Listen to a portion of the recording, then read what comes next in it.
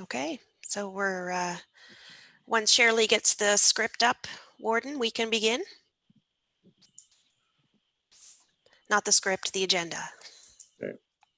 Just have to share my YouTube. Just one moment. Okay, so we're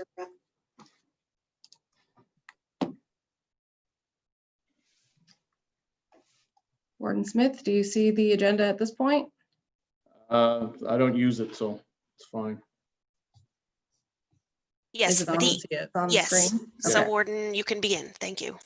All right, so I'd like to call the meeting to order, and the first item I'd like to acknowledge we are on the unceded territory of the Mi'kmaq people. And the next item on the agenda would be a moment of silent contemplation.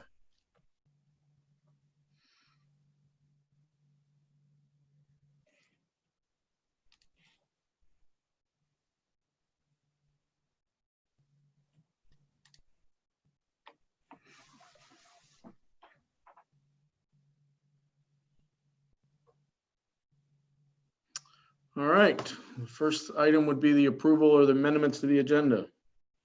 So moved. Second. It's moved and second. Is there any further discussion? Looking for the question. Question's been called. All in favor, raise the right hand. Aye. Aye. Motion is passed. I'd be looking for approval of the minutes of June 16th, June 24th, 2020 regular meeting of council. So moved. Second. Moved and seconded. Any further discussion? Question. Question's been called. We'll go to the vote. All in favor? Aye. Aye. Contrary, motion is passed. The next item would be correspondence for information. Councilors, it has been circulated. Does anybody wish to raise anything from the correspondence for Councillor King? Thank you, Mr. Warden. Just two quick things. The first one, number 61, the update from Halifax Stanfield, dated July the 27th. Two things in that. We certainly appreciate the update on how they're successfully managing the COVID. And the other is in that letter, they tell us that cargo processed had increased by over 11%. Somewhere between 8,000 and 10,000 people work at the airport, and a lot of them live in East Hants. So every success they have is a success for us. So just simply wanted to congratulate them. And number 7, July the 7th is the news release from the Union of Nova Scotia Municipalities regarding the Main Street project. Just very quickly, Elmsdale was one of the 3. A number of residents and business owners participated in the workshops. There were 2 webinars in July. Folks attended those through Zoom, and a lot of great ideas came forward, and I know our staff will be looking at those. So thank you, Mr. Warden.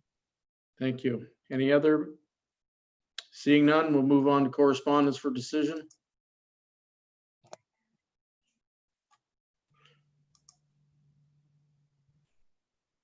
So there's 2 items. There's a letter from TIR about the 3-year cost sharing. Does anybody have any thoughts on that? I don't know. Mr. Jesse, Warden? do. Go ahead. Through Mr. Warden, if there's no comments or considerations to be discussed, what the province needs from council is a resolution of council that the warden and the CAO be authorized to sign the cost sharing agreement number 2020-010. We get someone to move that motion. So moved. Second. Moved and seconded. Is there any further discussion? Question. Question called. We'll go to the vote. Signify by hand and aye. Aye. Aye. Motion is passed unanimously.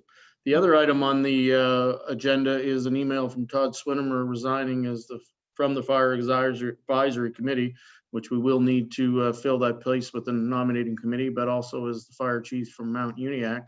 I don't really think there's any action needed here, but I think maybe a letter or a motion to write a letter and congratulate him on his time served. Councilor Rolston. Normally, the position on fire advisory, when someone resigned, would go to the nominating committee to be filled. There's not a lot of time left in the mandate. I believe Kate told me the April following the election is when the new membership is chosen. So I don't know how council feels. I would have no problem accepting the new person, this Sean Darby, I believe his name is, Yeah. to fill that position on fire advisory until that time, if the rest of council's agreeable. If not, we can certainly have a nominating committee meeting and find someone, but there will only be maybe 1 or 2 meetings, I think, left. Just So, one. Is that a Yeah. motion, Counselor? yeah, I would make that a motion. Second. It's moved and seconded. Counselor Deputy Warden Perry, you were up to speak. Did you want to speak? I was just, thank you, Mr. Warden. I was going to speak and recognize the service that Todd Swinimer did do to the community of Mount Uniacke with over 26 years in the fire service. And he also was the longest serving fire chief, I believe, in the fire department with over 12 years of being chief. There was a little ceremony for him last week, and thank you very much to municipal staff. On short notice, we did get a certificate of appreciation to him for his service as 12 years as fire chief to the community of Mount Uniacke and municipality of East Hants. So I just wanted to make sure that the council know that that was also done. He is retiring to Falmouth, downsizing and moving a different direction. And he's going to be missed in the community. He grew up here and spent a majority of his life serving the community. So it was definitely something that we want to recognize and thank him for his time. I also do support Councilor Rolson's motion. Sean is a smart young man, I guess you could say, and I think it'll be good experience and a good member for the Fire Advisory Committee. Thank you. Does anybody else have any other comments? If not, I'd be looking for the question. Question. Question's been called. We'll signify with aye. Aye. Contrary? Motion is passed.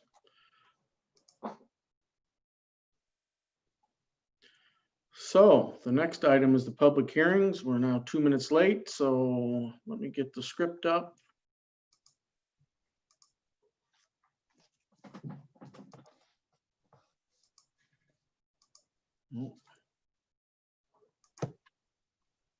Anyone else's screen flashing? No. No, Mine is just flashing a lot. Second screen.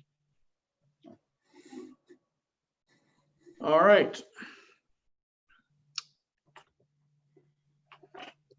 Councilors, this evening we have 2 items on the public hearing agenda to begin at 7:05. The purpose of the public hearing is for council to hear input from the public prior to making a decision on the proposals. 2 members of the public have chosen to participate this evening. Welcome.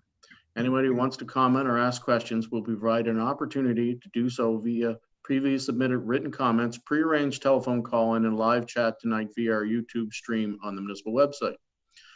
Tonight, council may approve, reject, or defer its decision on the proposals to a later date. Council approval is required for proposals to proceed. I will now ask the municipal clerk to outline when the public hearing advertisements were published. Mr. Warden, a public hearing notice appeared in the July 15th and 22nd editions of the Chronicle Herald.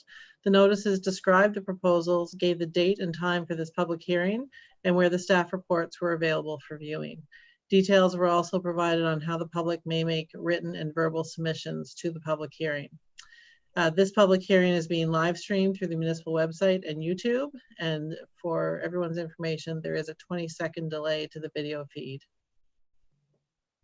Thank you.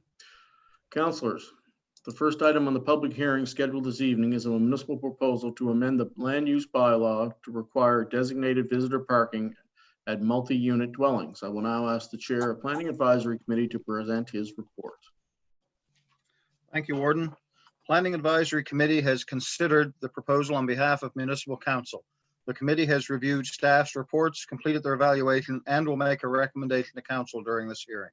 Mr. Warden, through you, I would now ask staff to present their final report on the proposal.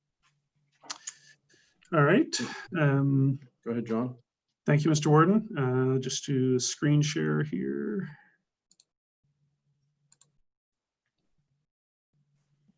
And make sure. Okay. I think you can all see the slideshow there now. So the MGA authorizes municipalities to regulate parking requirements through a land use bylaw, and East Hants currently requires multi-unit dwellings with 6 or fewer units to have 1 parking space per unit. If you have more than 6, then it's 1.5 are required. There's currently no requirement for dedicated visitor parking, and this issue has come up over the last year or so. A lot of concern was expressed about, especially Concord Way, some of the new development that's quite high in terms of density, that there's quite a bit of parking on street, and that was causing some issues with snow clearing and other maintenance. And there was also, at the time, council expressed some concern with a lack of visitor parking. So there was a motion passed directing staff to look at this issue. And we did look around. We did a jurisdictional scan of other municipalities in Nova Scotia and beyond. And our current requirement of 1.5 certainly seems comparable to other units. Very few that we looked at had a requirement for visitor parking. And then some municipalities do a different formula where they regulate the number of parking based on the number of bedrooms. The assumption obviously being if you have more bedrooms, you have more people and therefore more cars. And so this is just the summary of some of the units that we looked at. So as you can see, Kings County is the same as ours, except that their threshold is 5 instead of 6. Truro does theirs differently. They do that bedroom formula, so it depends on how many bedrooms. A couple of bylaws we looked at from HRM, Halifax Mainland, it's just 1. And Sackville, it's the same as ours, 1.5 per unit. And then we also looked at Edmonton, primarily because they had a formula for visitor parking, and they also do a per bedroom thing. Although since we did that research, there's an article on CBC that indicated that Edmonton has done away with all their parking requirements, or simply decided to leave it to the market. Fredericton also regulates based on number of bedrooms. Colchester has same as ours, 1.5. Chester 1 and West Hants, again, the thresholds are a little bit different in every unit, but 1.5 seems to come up a lot.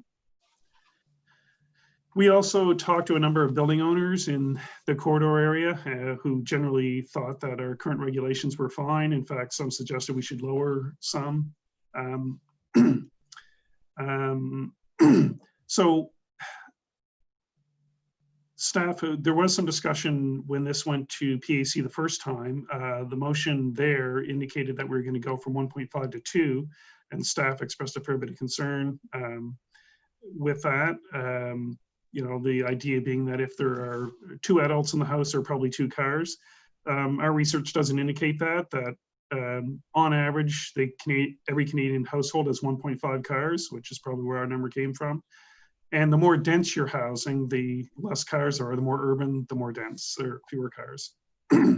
We also expressed some concerns with increasing parking requirements in terms of stormwater management, the impact on affordability and efficiency of land use.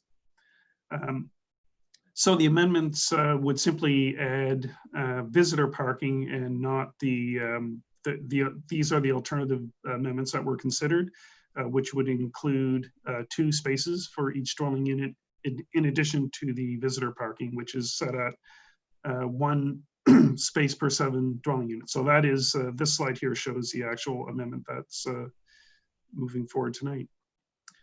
In terms of policy, you already have policy in your MPS, which indicates that you can establish parking standards in your land use bylaw, so there's no need to amend your MPS. In terms of citizen engagement, one of the things your policy talks about is engaging identified stakeholders, and the obvious ones here were the development community who developed these projects and would have to provide the parking. And we did hear from a number of folks.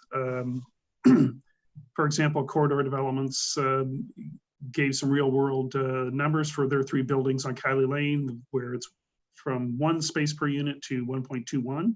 So they're well within that 1.5.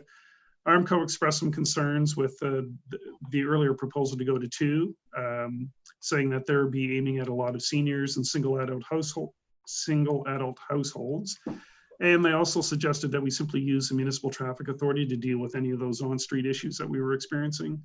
Armco did support the inclusion of visitor parking. Jedstone House indicated there would be an economic impact, and RYC Property felt that some much needed rental housing may not be built, and that rentals that would be built would have increased rents. He thought the visitor parking also was a good idea. Bob Bona was in favor of increasing to 2, thought that 1.5 worked in his long experience in East Hants and would simply add cost to tenants. Clayton Developments felt that this would, the 2 proposal would jeopardize what they were proposing to do in terms of their recently approved development, that they would basically lose 18% of the units, which would have an impact on assessment of 26 million, which would lead to a loss of annual tax revenue of 200,000. And Tolson Developments was in favor of an increase from 1.5 to 2, but only if it was tied to the number of bedrooms, as we saw in some of those municipalities like Truro, where they do that. And so in conclusion, staff recommended at the last PAC against that change from 1.5 to 2, that felt that that was unnecessary. We do believe, though, that adding the visitor parking requirement is a reasonable approach to alleviating some of the concerns with the lack of visitor parking at especially some of the larger building sites. And also, finally, at the last PAC meeting, there was some question about process. So it was questioned whether or not the motion recommending second reading for visitor parking was in order, given that the motion for first reading also included the base parking requirement increasing from 1.5 to 2. Staff did consult the municipal solicitor and determined that there is no procedural issue with that, that you can give first reading to 2 things and second reading to only one of them. There's no issue there. Thank you, Mr. Warden. Thank you. Just give me 1 second. Does any member of council have any questions for staff?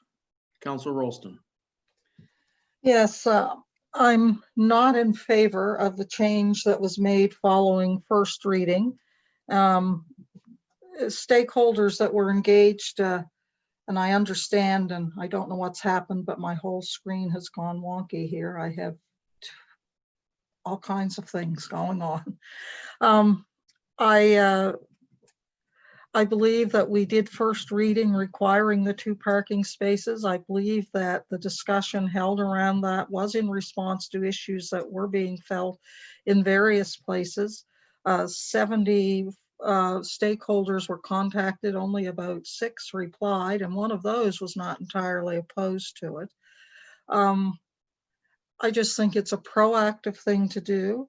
It is a problem for folks not to have a place to park. They have nowhere to park but the street.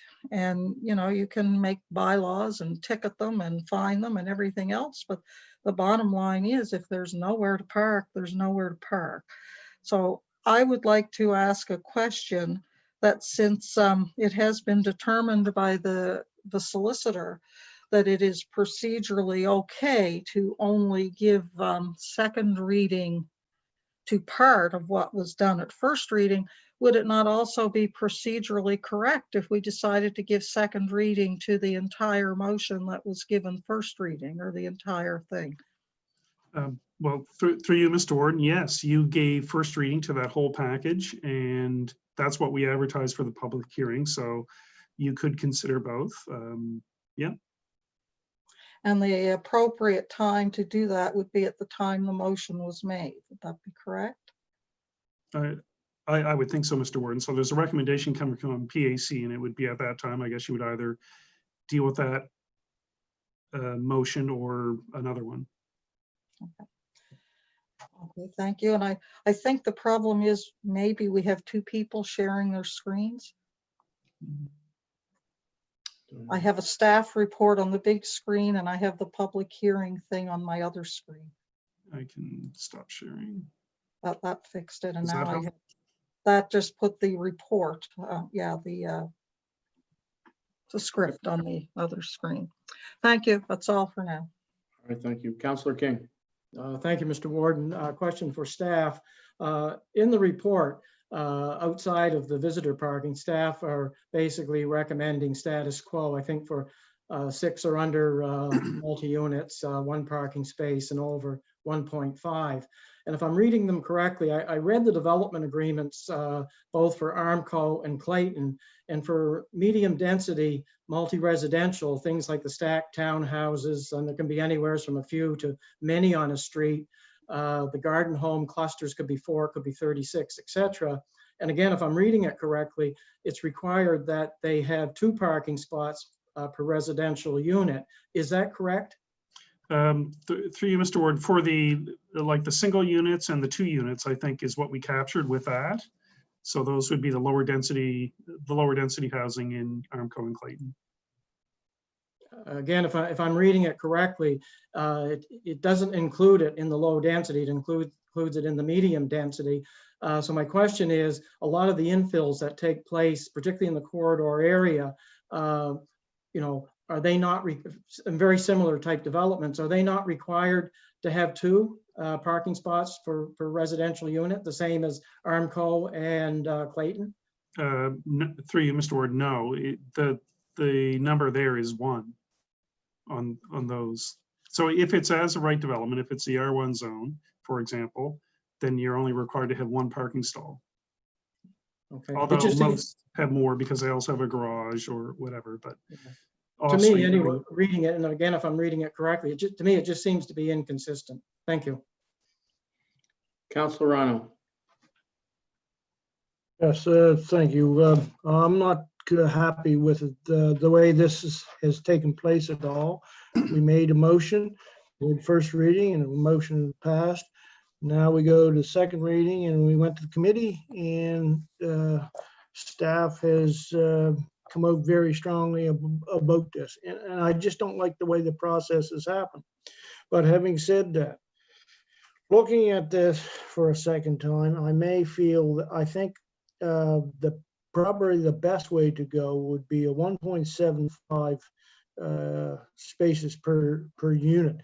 That would be a gradual increase. And if we could review that after, you know, a period of time agreed upon, then we could see if that was taking any traffic from the roadway. That would be my preference at this time. But I will go on the record as saying I do not like the way this went down at all. Thank you. Thank you, Councillor. Councillor McGuinness. Thank you, Warden. I'm supportive of maintaining 1.5 but adding the 1 visitor parking. And I think that that is the gradual increase that would be worth monitoring to see if it alleviates the parking issue that we're experiencing. Thank you, Warden. Councillor Smith. Thank you, Mr. Warden. I agree with Councillor McGuinness. I'm in favor of the 1.5 with some added visitor parking. I'm not very supportive of making East Hants stand out like a sore thumb, because basically that's what it would be doing. And we just approved these master plans for Armco and Clayton, and it would change the game for them significantly. So that's all I have for now. Thank you. Councillor Dixon. Thank you, Mr. Warden. Some of this discussion started with Concord Way, with the people parking on the streets and things like that. After consulting with the RCMP and the RCMP doing their patrols, tickets were issued, vehicles were towed, and the people were able to find parking places with the 1.5. So I am supportive of this, knowing that maybe in the future, if it becomes an issue again, that we either go back to the RCMP or review changing the parking spots. But with the enforcement, things have settled down and people are abiding by the rules. Thank you, Mr. Warden. Thank you. Seeing no one else to speak, we'll now open the floor for comments and questions from members of the public. First, have we received any written comments to be presented to the public hearing? Jody? No, I don't believe we've received any written comments, but I do have at least 1 person on the phone waiting to speak. Okay. I would now, does any member of public have any verbal comments or questions via pre-arranged telephone call-in? Oh, yes. I have John Tolson on the line. John, do you want to go ahead? Thank you very much for listening to me. I'm old school. I started in this business in 1968. I have still owned that building. I built buildings with 1 bedroom, 2 bedroom, and 3 bedroom. And over those years, I can tell you what I've found. In the one-bedroom units, I usually have one parking spot and one person in it. Very seldom, in fact, never since 1968, have I had a person in a one-bedroom that has two cars. I have two-bedroom units. Most two-bedroom units have 1 to 2 cars. I also have three-bedroom units. And what I've found is when I have three-bedroom units, they usually have children, and they can't afford 2 cars. So what ends up happening is my three-bedroom units end up with less parking than my two-bedroom units. So therefore, that's only experience talking, and that's experience from 1968. We have one of my companies, which is mostly my son, which is called Tolson Developments in your community, because my other buildings are in other areas of the province. But what we found in Elmsdale, we have no on-street parking because we're not on the street. We've kept our building away from the street. But they're all two-bedroom units. We're now thinking that perhaps what we should do is go to one-bedroom units or three-bedroom units because you have less parking.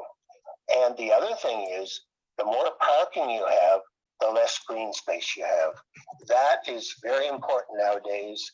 And I think you should think about making sure that either one bedroom are different, two bedroom are different, and three bedroom are different rather than across the board.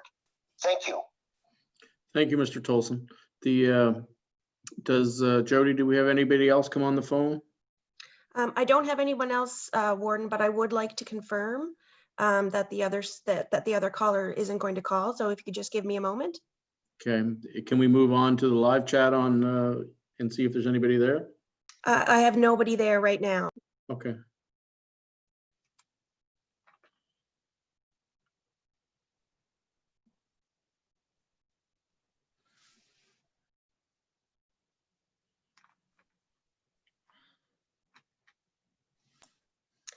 Okay, I don't have anybody else right now, so that would be it from our phone calls. Okay. Does any member of staff have any final comments, John? Just quickly, Councillor Rhino talked about going to 1.75. If council wants to go with a number other than 2 or 1.5, you would have to send it back. You wouldn't be able to approve that tonight because you didn't give first reading to an amendment that included 1.75. I just wanted to point that out. Okay, thank you.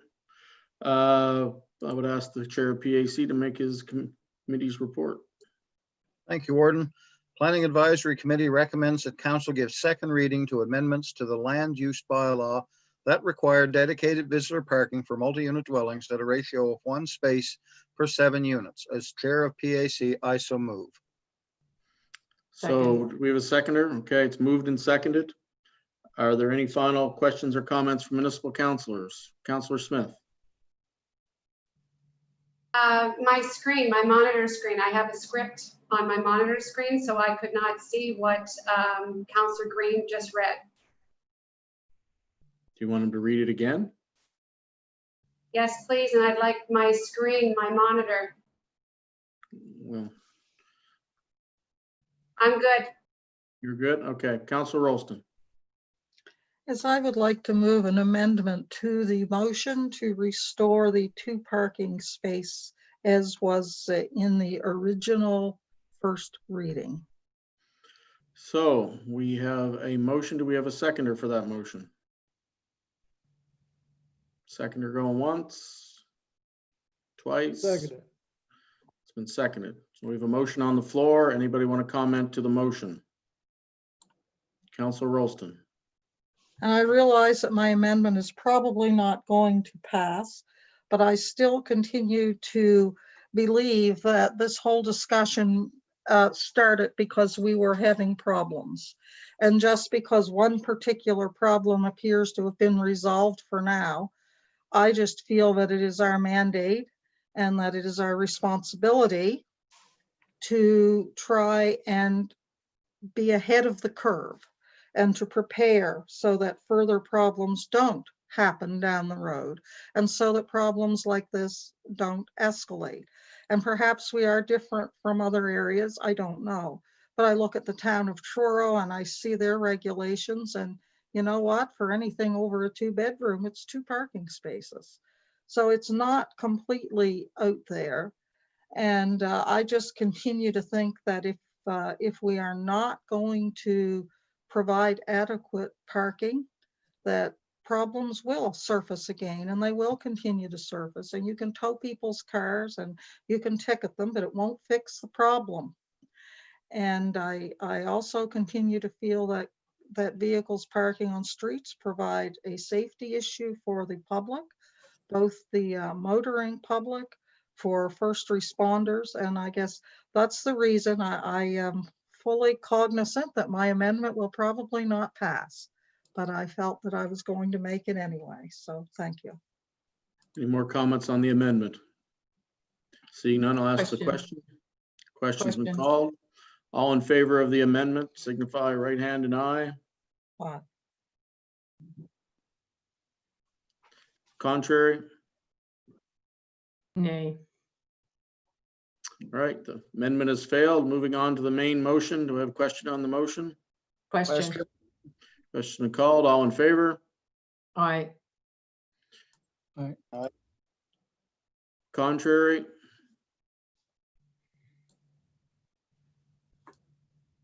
All right, can we keep the contraries up? Are you getting this, Shirley? I guess you have it on tape. Can we just get the names of the nays read aloud, please? The nays would be myself, Councillor Rolston, Councillor Rhino, and Councillor King. Thank you.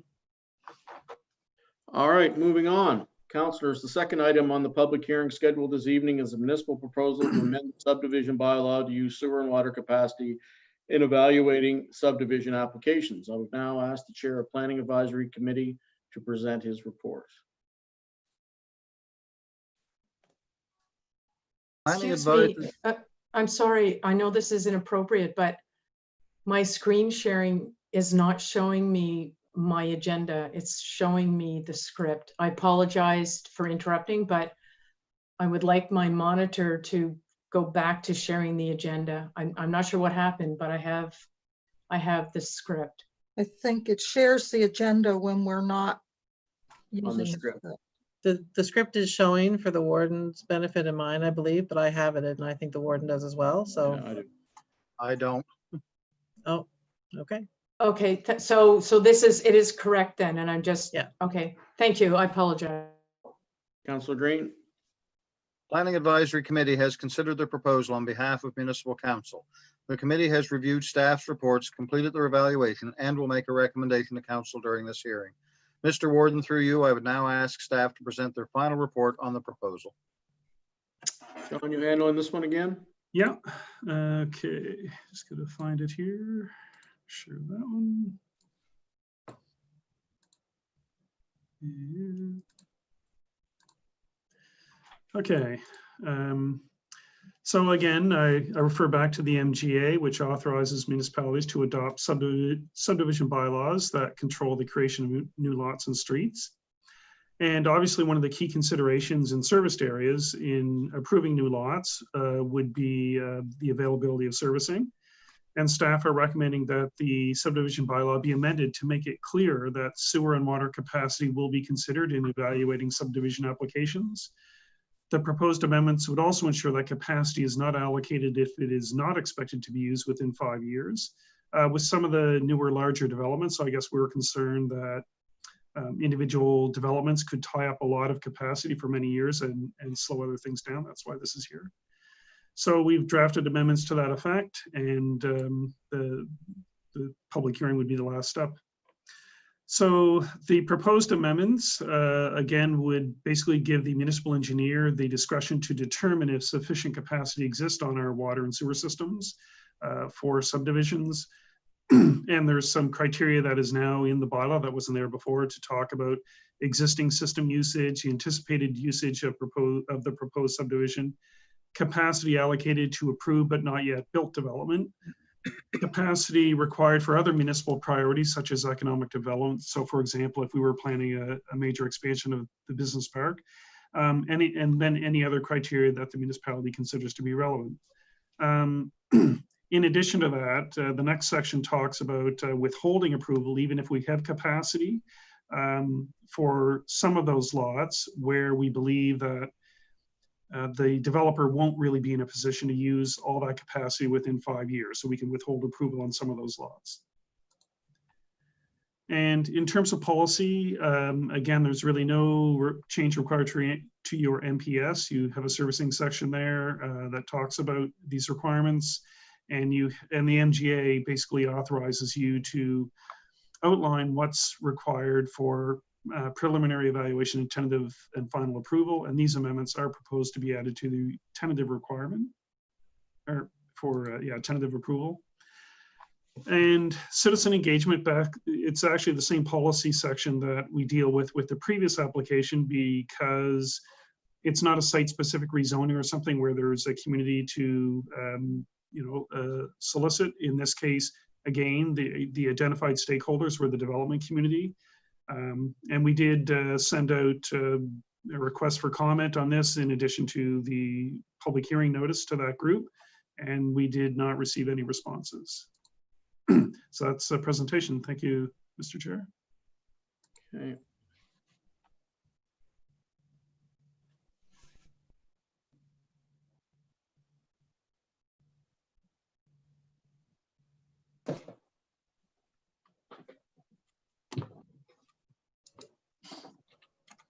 Oh, I'm kind of lost here. Just give me a sec.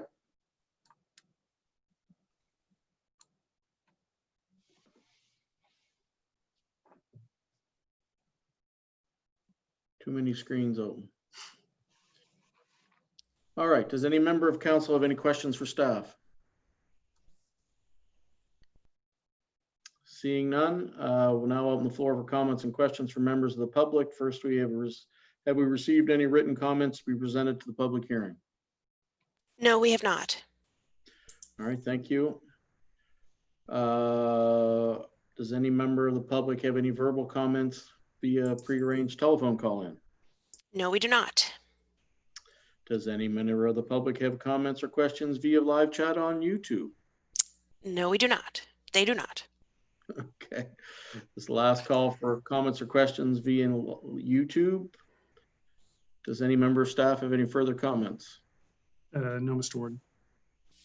I would now ask the Chair of Planning Advisory Committee to present his committee's recommendation. Thank you, Warden. Planning Advisory Committee recommends that council give second reading to amendments to the subdivision bylaw that make it clear that capacity in public water and wastewater systems will be considered in applications for tentative subdivision approval, and that the municipality may grant partial approval for a plan of subdivision if a subdivider is not expected to use all requested capacity within 5 years from application of tentative approval. As Chair of PAC, I so move. Second it. Moved and seconded. Is there any final comments or questions? Look for the question. Question's been called. We'll go to the vote. Please signify by raising your right hand and saying aye. Aye. Contrary, motion is passed. That concludes tonight's public hearing. Thanks for anybody that participated online by phone or via chat. Just give me a second to get the agenda back up.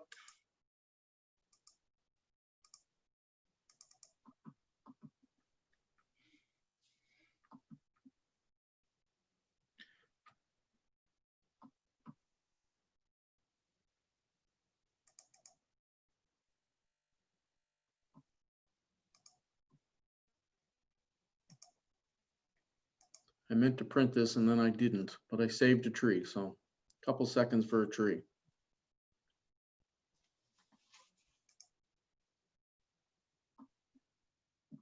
No, it's not going to work.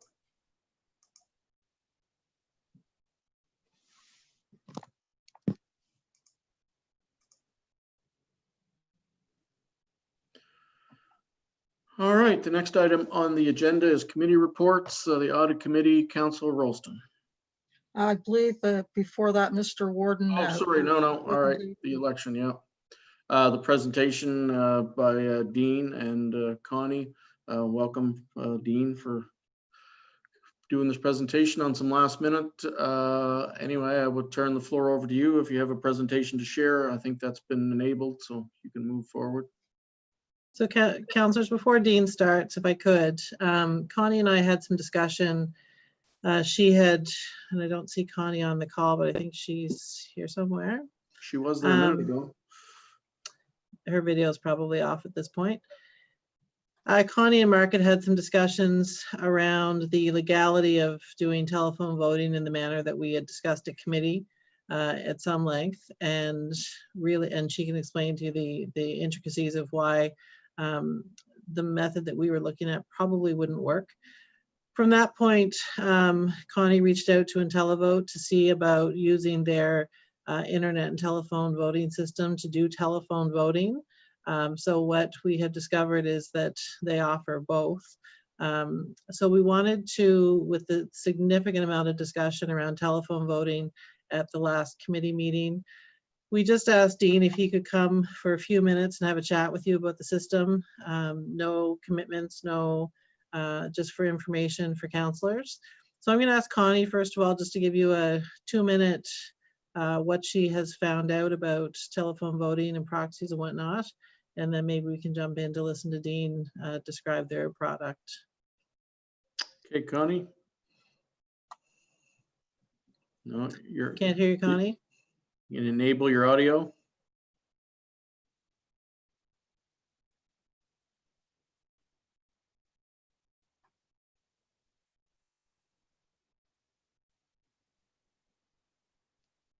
Nope.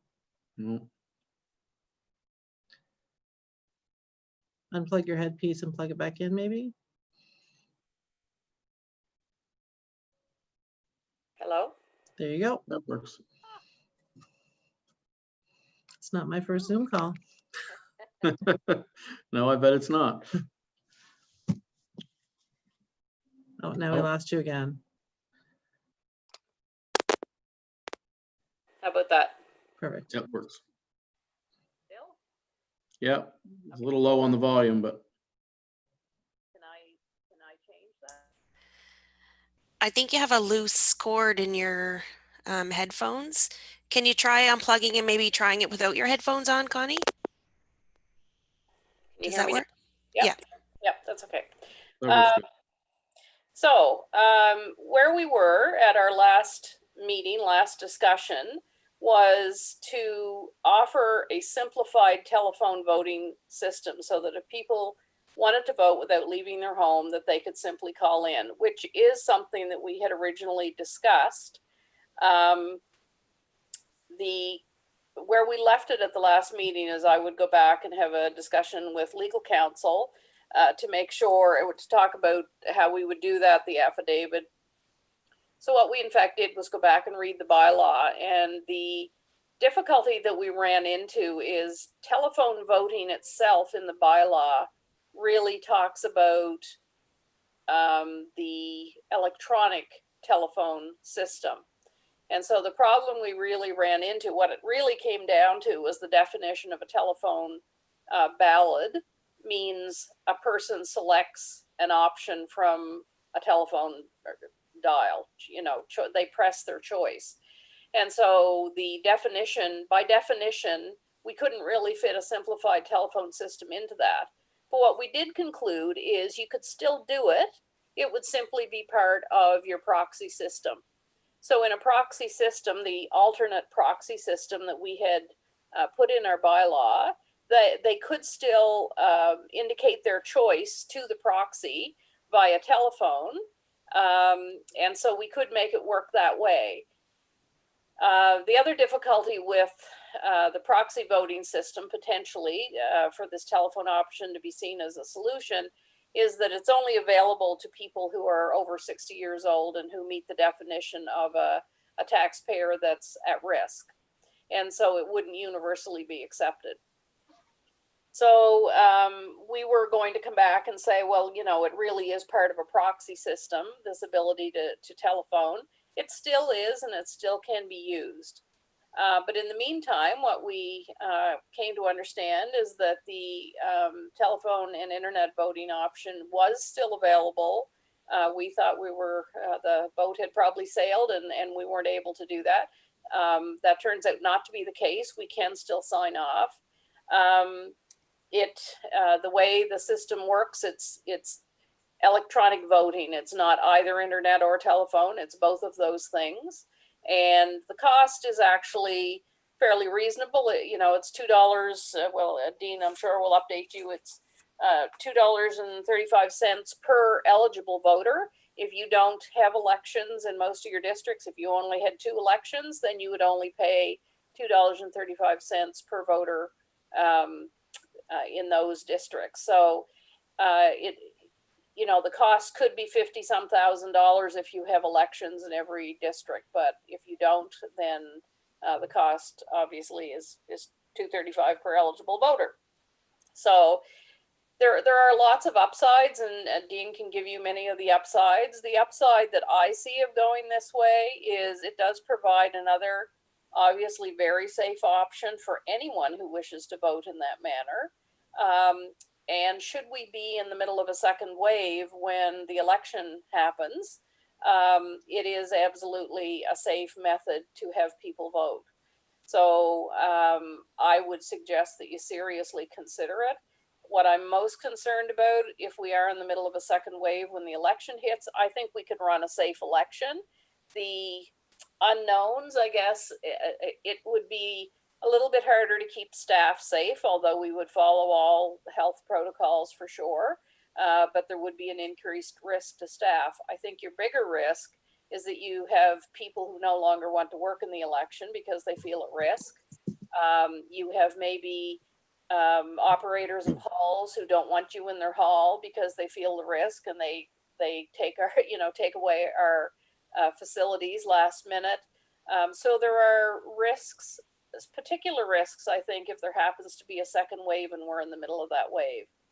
This option solves that problem. So would the simplifier, what we talked about, using the proxy and having them call in to give their vote to their proxy, to the alternate proxy. That will work, but I think, we've always wanted to have some kind of a paper option for people. So this could provide that option. So if they are able to vote electronically, you would give them a period of time.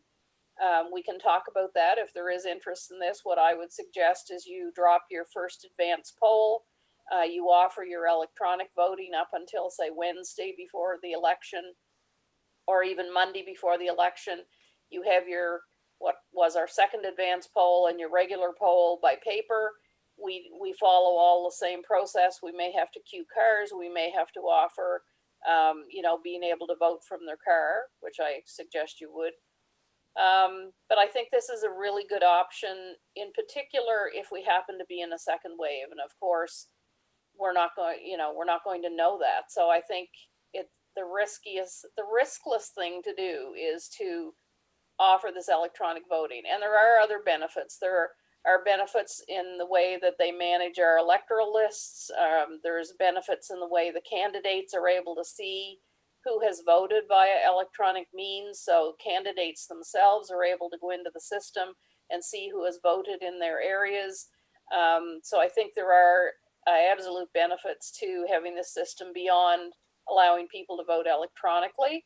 I guess as a returning officer, I'd be more comfortable if this option is open to people. I know it does add a cost, but I think if we remove that first advance poll, we're certainly saving money there. And I think we're, potentially avoiding that risk should we have a shortage of election workers, which I think, and maybe a shortage of properties. We know already that one of our halls in the Maitland district has closed its doors permanently. So we're already looking at having to cut down the number of polling stations. So what happens between now and October with our facilities and our workers is a bit of an unknown. And I think this offers an option that really mitigates that risk.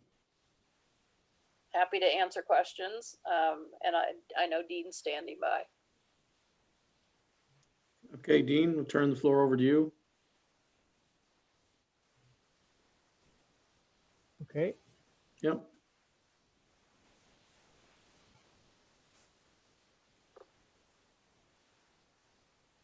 Hopefully you can see my screen, can you? Yep. Okay. Thanks very much for the opportunity to chat tonight. I appreciate it. It was last minute, but that's kind of the norm. We're currently have electronic voting scheduled to happen in 40 of the 47 municipalities in Nova Scotia currently. So close to 90% of the population of the province will be actually eligible to use an electronic ballot during the polling, during the actual time of the election. One of the things I wanted to do is just make sure everybody understands who IntelliVote is and where we've done this before, and just give you a perspective on who does vote. We've done lots of elections. We're the leader in Canada in this. We're a small Nova Scotia company, and we've been in business since 2003. And one of the key things about being from Atlantic Canada is that you're not from Ontario. So when you go to Ontario, people appreciate you're not always from Toronto or someplace like that. So we do a fair amount of business in Ontario. So both Ontario and Nova Scotia are the only two municipal election or areas where municipal elections are allowed to be conducted entirely electronically. There are some other provinces, PEI and places like that, that have some special legislation that offers that. So basically, we provide a choice to municipalities. A lot of municipalities like the fact that they can offer paper voting. And in previous elections in Nova Scotia, a lot of our customers offered electronic voting maybe up until election day. And at that point in time, they said, okay, anybody who wants to cast a paper ballot, you have to vote on election day. So the advanced polling period typically would range anywhere between 7 days and 12 days. One of the things you should bear in mind is when you're thinking about the election at this particular election cycle is Thanksgiving weekend falls right in the middle. And on the first advanced polling day that most municipalities were considering in the paper is on the 10th of October, which is the start of the long weekend. So we know from just looking at electronic voting, about 50% of the voting stops or drops off on the long weekend prior to. So in 2016, when we did all the elections in Nova Scotia, that's what happened there as well. So we can electronically see the volume of voting that's going on or not going on in this particular case. So if you want to continue to offer options to some of your electorate who do want to cast a paper ballot, we integrate very well with that. We simply set up you set up a PC in the particular area. When somebody comes into the polling station, what you do is you strike them off the electronic version of the list, and you check first to see if they just voted electronically, by phone from their car. You can see that on the system, basically. Not if they did it on the car, but obviously they used a phone vote or electronic vote. So there's no opportunity for someone to cast an electronic ballot and a paper ballot. It's kind of the basic tenet of making sure that nobody can cast a secondary vote. We are one of the most experienced companies in Canada, and for a small Nova Scotia company, we pride ourselves on on a lot of the firsts that we've actually accomplished. In terms of Nova Scotia elections, we've been working with the province since 2008. I helped draft a lot of the legislation that's in place now associated with electronic voting. I've done that in countries around the world as well. We do have a lot of experience and quite a good reputation on the success of the events we've done. About 85% of our business is not in the municipal sector at all. It's in unions and associations. So we're the only electronic voting company that's federal government security cleared, and we do elections for a lot of federal government agencies. We do all the embassies and the consulates around the world. We do RCMP and border service folks. So we get that information, and it's obviously very secure that we have to obtain it and make sure we look after it. So we do that for all all our election information that we get. There's a lot of legislative privacy issues that we're very aware of, and we look after the election list.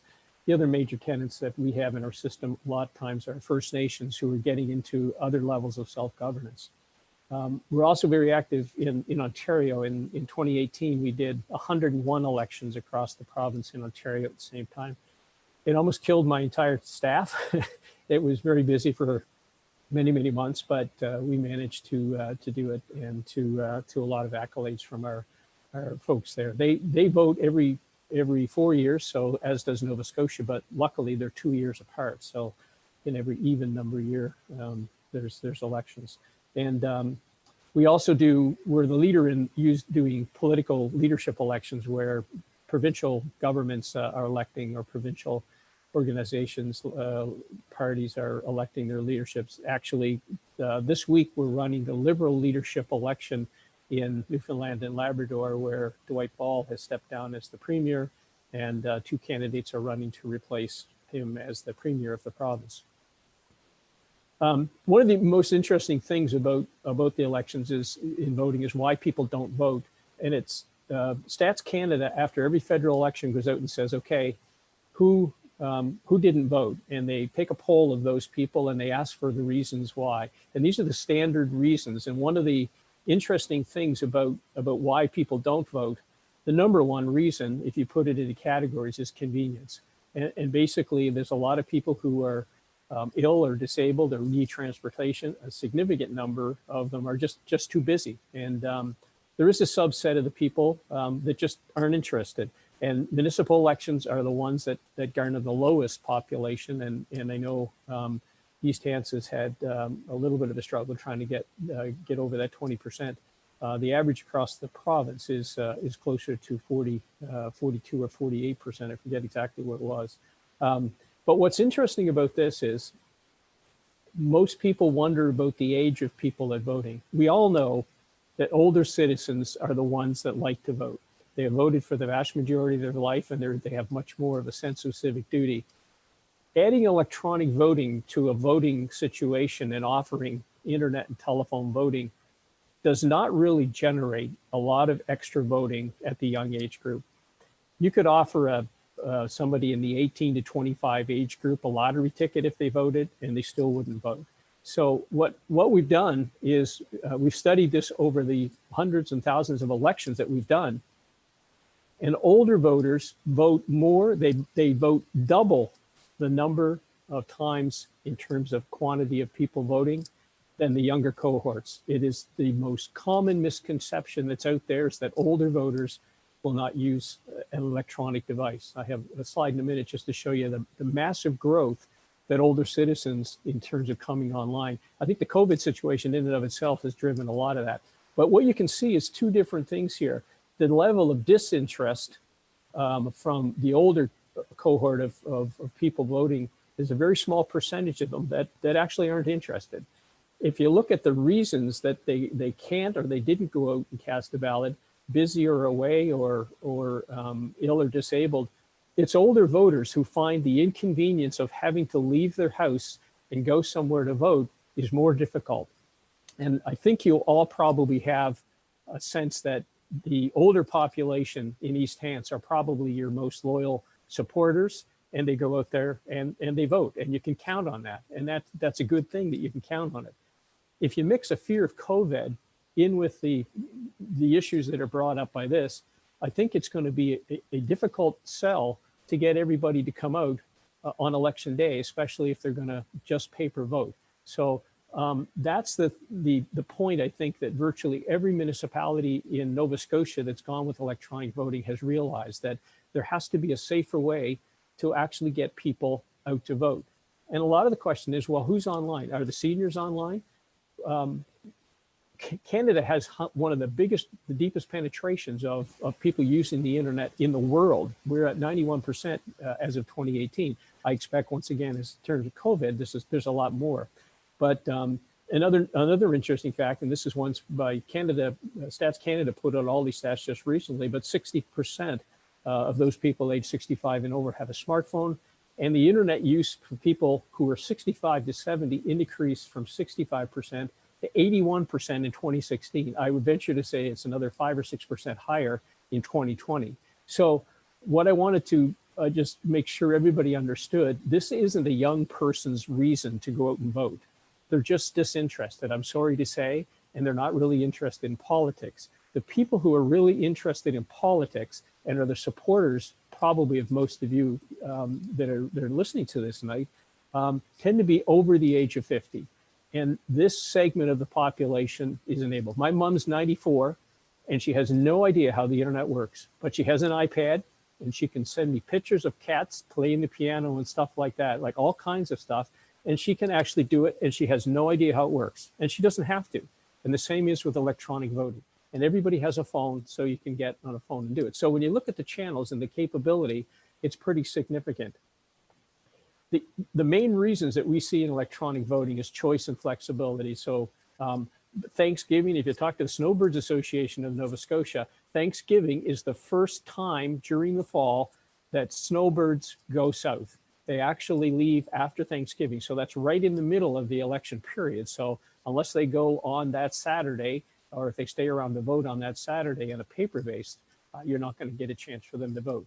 We actually show you after the election where the people in the world voted on your actual application. So there's lots of folks that vote from Florida, from North Carolina, from Arizona, and from California. And those are Canadians who take their pins with them or call home for somebody who opened the mail and is looking after their home and say, by the way, you got a pin in the mail, I'll send it to you. I'll just email you the number and they can connect. And we see that people traveling as well. So that information comes in. The information is auditable. One of the requirements is that there's an audit function on the system that we require you to get an auditor to become part of the election process. There's no spoiled ballots. You can turn on a feature that allows for a spoiled ballot. In some cases, that's called a protest vote. Most clerks want that turned on. It does have a positive impact on voter participation, but it tends to be that, once again, that older segment, more of them that couldn't get out before in the paper world are tending to get out electronically. Connie already talked about the social distancing and the issue with election workers and things like that. Those are all very, very key points. The cost for Kings County to be able to, when I was talking to them, they had basically allotted $17,000 for PPE equipment to look after the people that were going to man their polls. And they are doing some paper voting. There's provincial accessibility requirements. Not all the buildings have that capability, but most disabled people have assistive devices at home and they use those things to vote. And last but not least, it does a major reduction on staffing requirements. There are, of all the 40 municipalities that we currently have now, I think 36 of them are going all electronic. There is no election place to go to vote, and they're just having people vote electronically. So for a lot of people, that's going to be the new norm there, and being online to do things as you're demonstrating tonight for your council meeting. I expect a lot of councils. I was interested when I was talking to Annapolis County, and they talked about, they had over 200 people on average actually watch their Zoom meeting at council meetings. They couldn't believe that they were getting that level of turnout. And it's simply convenient for people to drop in and drop out on a YouTube channel and see something like that's going on tonight in council. The stakeholders in the election, there's key people. One thing I want to talk about is the candidates. Connie alluded to it. Under the Municipal Elections Act, the election officials are required to provide any advanced poll voting information with who voted. That information is required for them to provide to candidates who are asked for that information. So when you go electronic voting, one of the things we do, we're required to activate what are called candidate modules for the candidates. What you can do with this module is you basically have a module that, and we give you two, excuse me, 2 IDs. You can use one of the IDs and you can use it on a smartphone. So if you want to campaign down the main street in East Hants and click on the module and say, show me everybody who has yet to vote in the election and are on Main Street. So you key in Main Street here, you'd say, show me who has not voted and everybody who came up on the list. So, and you could even sort it in the order by street. So you could you could actually do it by number on street. That means you only drop something in the mailbox or knock on the door of somebody who has not yet voted. So it's a very powerful tool. It's amazingly effective. Halifax has used it for the last couple election cycles we use here. And we've had people, candidates afterwards, call us and tell us, one of the things you can do is you can set up your list of 200 best friends that you know are going to vote for you. They got a sign on the lawn, and they got your information in their window. You can put their name just by doing something called tagging. You can see this person's been tagged to a list. And this is, you can set up my buddies list, my buddies who play hockey, friends on my street. You can set up as many lists as you want, and you could actually watch those people vote. It's your right as a candidate in the election to know who has attended a poll. And this mechanism covers off that legal requirement, okay? So last but not least, I wanna show you just a couple of the modules that are here. So in this particular case, there's a help desk module that does information that helps the elections people take a look at what's going on in terms of helping people if they have questions. So I realize I'm over my 10 minutes. So what I'll do is I'll just pause there and put that up. All right. Well, thanks, Dean. I have Councillor Rolston has a question. Not really a question. I just think, why would we not? It certainly provides options for people. And if we choose, we can still offer a paper option on the actual election day. I think this is a great idea. I think it's a great opportunity. I think it's an opportunity to try and increase voter turnout as well. I think it will ease the fears of many of the senior population who want to vote but don't want to leave their home, and knowing that you don't have to have internet to be able to do it. You can just use your telephone, and I assume landline, smartphone, whatever will work. And I just think it's a wonderful opportunity. Thank you. Thank you. Kim, are you looking for a motion to move to this, or is there something prepared that we make? I think I would defer to Connie on that. I'm not sure. We have some dates that have already been set. So if we wanted to change one of the advance polls, take that away and add the internet voting, we may have to, I guess we have to get a feel for what council is looking for. If you do go to internet and telephone voting, is there a need for advance polls if you can get out and get folks to vote before the election, especially with the environment? Do you want to do away with both of your advance polls and just have an election day vote? Because anyone who is going to vote early can vote in an open period before the election, understanding that some councillors don't want that period to be too far in advance, because you've still got, anyone who is running in the election still wants an opportunity to go out beforehand and talk with their potential constituents. So, but I think with the power of the system to get those reports off, I think that alleviates some of that concern as well. Connie, what would we have to do with? Yes, can you hear me? Yeah. Yep. Yep. So council's already set advance poll dates. So yes, we would need a motion of council to basically alter what you've agreed to. If you want any advance polls, then we would, leave those in.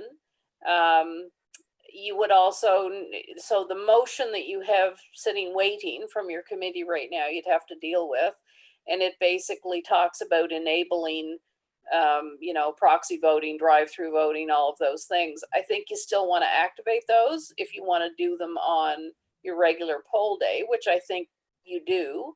If somebody still wanted to use your alternate proxy voting on your regular poll, your paper poll, or if they, we wanted to be able to allow them to vote from their cars or whatever. So I think you still want that, a motion to that effect. You need to decide what you want to do with advanced polls. I personally, if you're going to go with electronic voting, I don't see the need for advanced polls, because you've got so many options. You know, they've got the regular proxy option, they've got the alternate proxy option, they've got the paper poll, and they've got the electronic option that they can do from anywhere in the world. So I don't believe that we would need those advanced polls if you're agreeable to the electronic voting. Okay, so I have Councillor Smith. Thank you, Mr. Wharton. First, I just want to say thank you, Connie and Dean. That was a great presentation. Love the options. Connie, I'm just wondering, what is the cost of an advance poll? Well, we haven't really pegged the exact cost of each advance poll because it really depends what we end up having to do. Like if if our locations are fewer, and so we've got fewer spots, but we have to, manage the traffic. If the building is too small and only one person can go in, we have to hire more staff. So it really depends on the location for an advance poll, but it's significant. I mean, you've got your deputy returning officer, you've got your poll clerk, you've got staff that are going to have to monitor, the traffic coming in. The bigger ones have a supervisor, deputy returning officer, a supervisor position. We also, depending what we're doing outside, we need people to control the traffic. We're also going to need people to maintain sanitation in each of those locations. So we haven't actually done a budget because it'll vary depending on the actual place that we're at. So it's all over the map. The PPE is also expensive. We have to supply all of that for the staff. So I can't give you a number because it would very much depend on the location, but it's significant. It's probably over, it's not a few dollars, it's over $1,000, between 1,000 and 2,000, depending on your location, probably once you get all that factored in. Thank you. I'm definitely supportive of this, and I am supportive of eliminating both of the advance polls, but I'll be interested to hear what other council members have to say. Thank you. Thank you. Councillor King. Thank you, Mr. Warden. Great presentation, Dean. Thank you. A lot of great information, and it summarized it quite well for us. Question for you, from your experience, other municipalities in Nova Scotia that have done this in the past, did they still maintain at least one of their advance polls? Typically not an advanced poll. What happens when you define in your bylaw or through what's called your procedures and forms, there's a required document that the election official has to create that actually describes how the electronic voting will go. We actually write that, and it's associated kind of with a lot of legislative requirements. Basically, the majority of municipalities describe advanced polling as the start date through to the day before election day. So you have latitude to say you can, if you want to conduct or define an advance poll, you typically have to put it on the Saturday before and the week of. So those are defined in the legislation. What you do in your bylaw or in your procedures and forms, you can say what we're going to do is offer advance polling, and you can start on, and most of them are starting on the 5th or the 6th, so the Monday or Tuesday, allowing people typically 10 days at least to do voting. And at the same time, we know that candidates are out campaigning. They can see that they're getting support. They can't see that people are voting for them, but they can see that. So I would say generally, there's, I think, 4 or 5 municipalities that are still using paper. The rest of them, they can define a polling day, but you can't go anywhere. So you can define it as something. You do have to have, by legislation, one location that's deemed a polling location. And in legislation, most people are calling it a voter assistance center. In most cases, they do it at town hall or at the municipal building. And if anybody wants to come in there, everybody's saying now, though, if COVID has a second wave, they'll put a sign up there and say, this is the polling station, but you can't come in. So I'm not really sure the legitimacy of it, but that is the issue that they have. So I would say if you want to still have paper voting, then the notion here is that you want to have paper voting on election day. And then what we can do is one of two things. If you're going to have electronic voting as well, put it in a location where when people come in, you can have internet service so that you can say to them, you can vote on a PC that's sitting here, or if you want a paper ballot, we'll give it to you. But typically it's one or two locations. I realize you have, I think, 11 districts, and you typically wouldn't staff 11 districts. You're defeating the purpose of some of the financial savings that you can garnish if you use electronic voting. Thank you very much. Thank you, Mr. Warden. Councilor Rhino. Yes, very interesting. I think it is less riskier, but I guess through you to Dean there, if I call you that, personally, I'm not interested in creating election week. I would like to see you could take an advance poll day or a just election day and vote. I guess my question to you, if we picked 1 or 2 days and everybody voted in East Hants, would that overwhelm the system? Could your system handle it? Oh no, we can handle it. We did 975,000 people in Ontario, it seemed, basically over the last, it would have been 8 days. Here in Nova Scotia, we're going to have probably 91% of the population voting. Most of them, 30% of them that participate, will vote on election day. It statistically happens. Well, what I'm getting at, I don't want, I want to stay away from an 8-day election week. I personally, this is only me personally, would like 1 or 2 days to have for electronic voting. I understand that you can go in and you can see who voted and blah, blah, blah.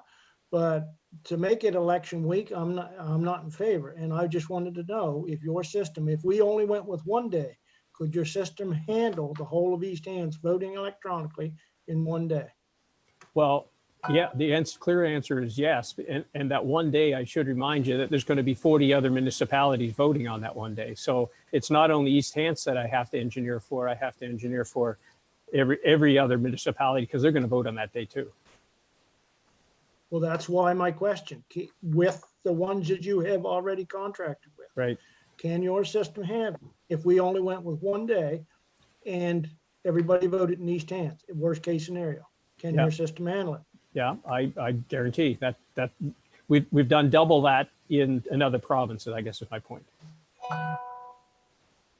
Okay, my question's answered. I guess for just speaking to the rest, no, if we even took an advanced poll day, made that electronic voting, and election day, I don't have a problem with that. But like I said to Dean, I don't want to create an election week, and it just, to me, makes it that much harder. And I do believe we still have to have a paper ballot day because internet service is out here is not all the same, and I do believe that where Dean has said about the older generation, this is Hants County. It's not downtown Toronto, and it's not anywhere else. So we're kind of unique and special. So I would that would be my comments at this time. I'd be interested to hear what everybody else says. Thank you.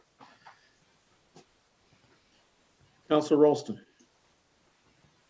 My apologies, my meeting crashed and I just got signed back in. So maybe internet problems on my end. So I may have missed a bit of the discussion.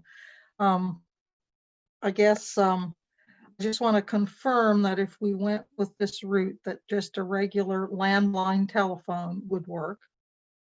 Yes, for sure. Okay. Yeah, you don't have to have anything special. I don't have a problem with the extended period for voting, simply because in the situation of COVID-19, most people don't want us coming knocking on their doors campaigning right now.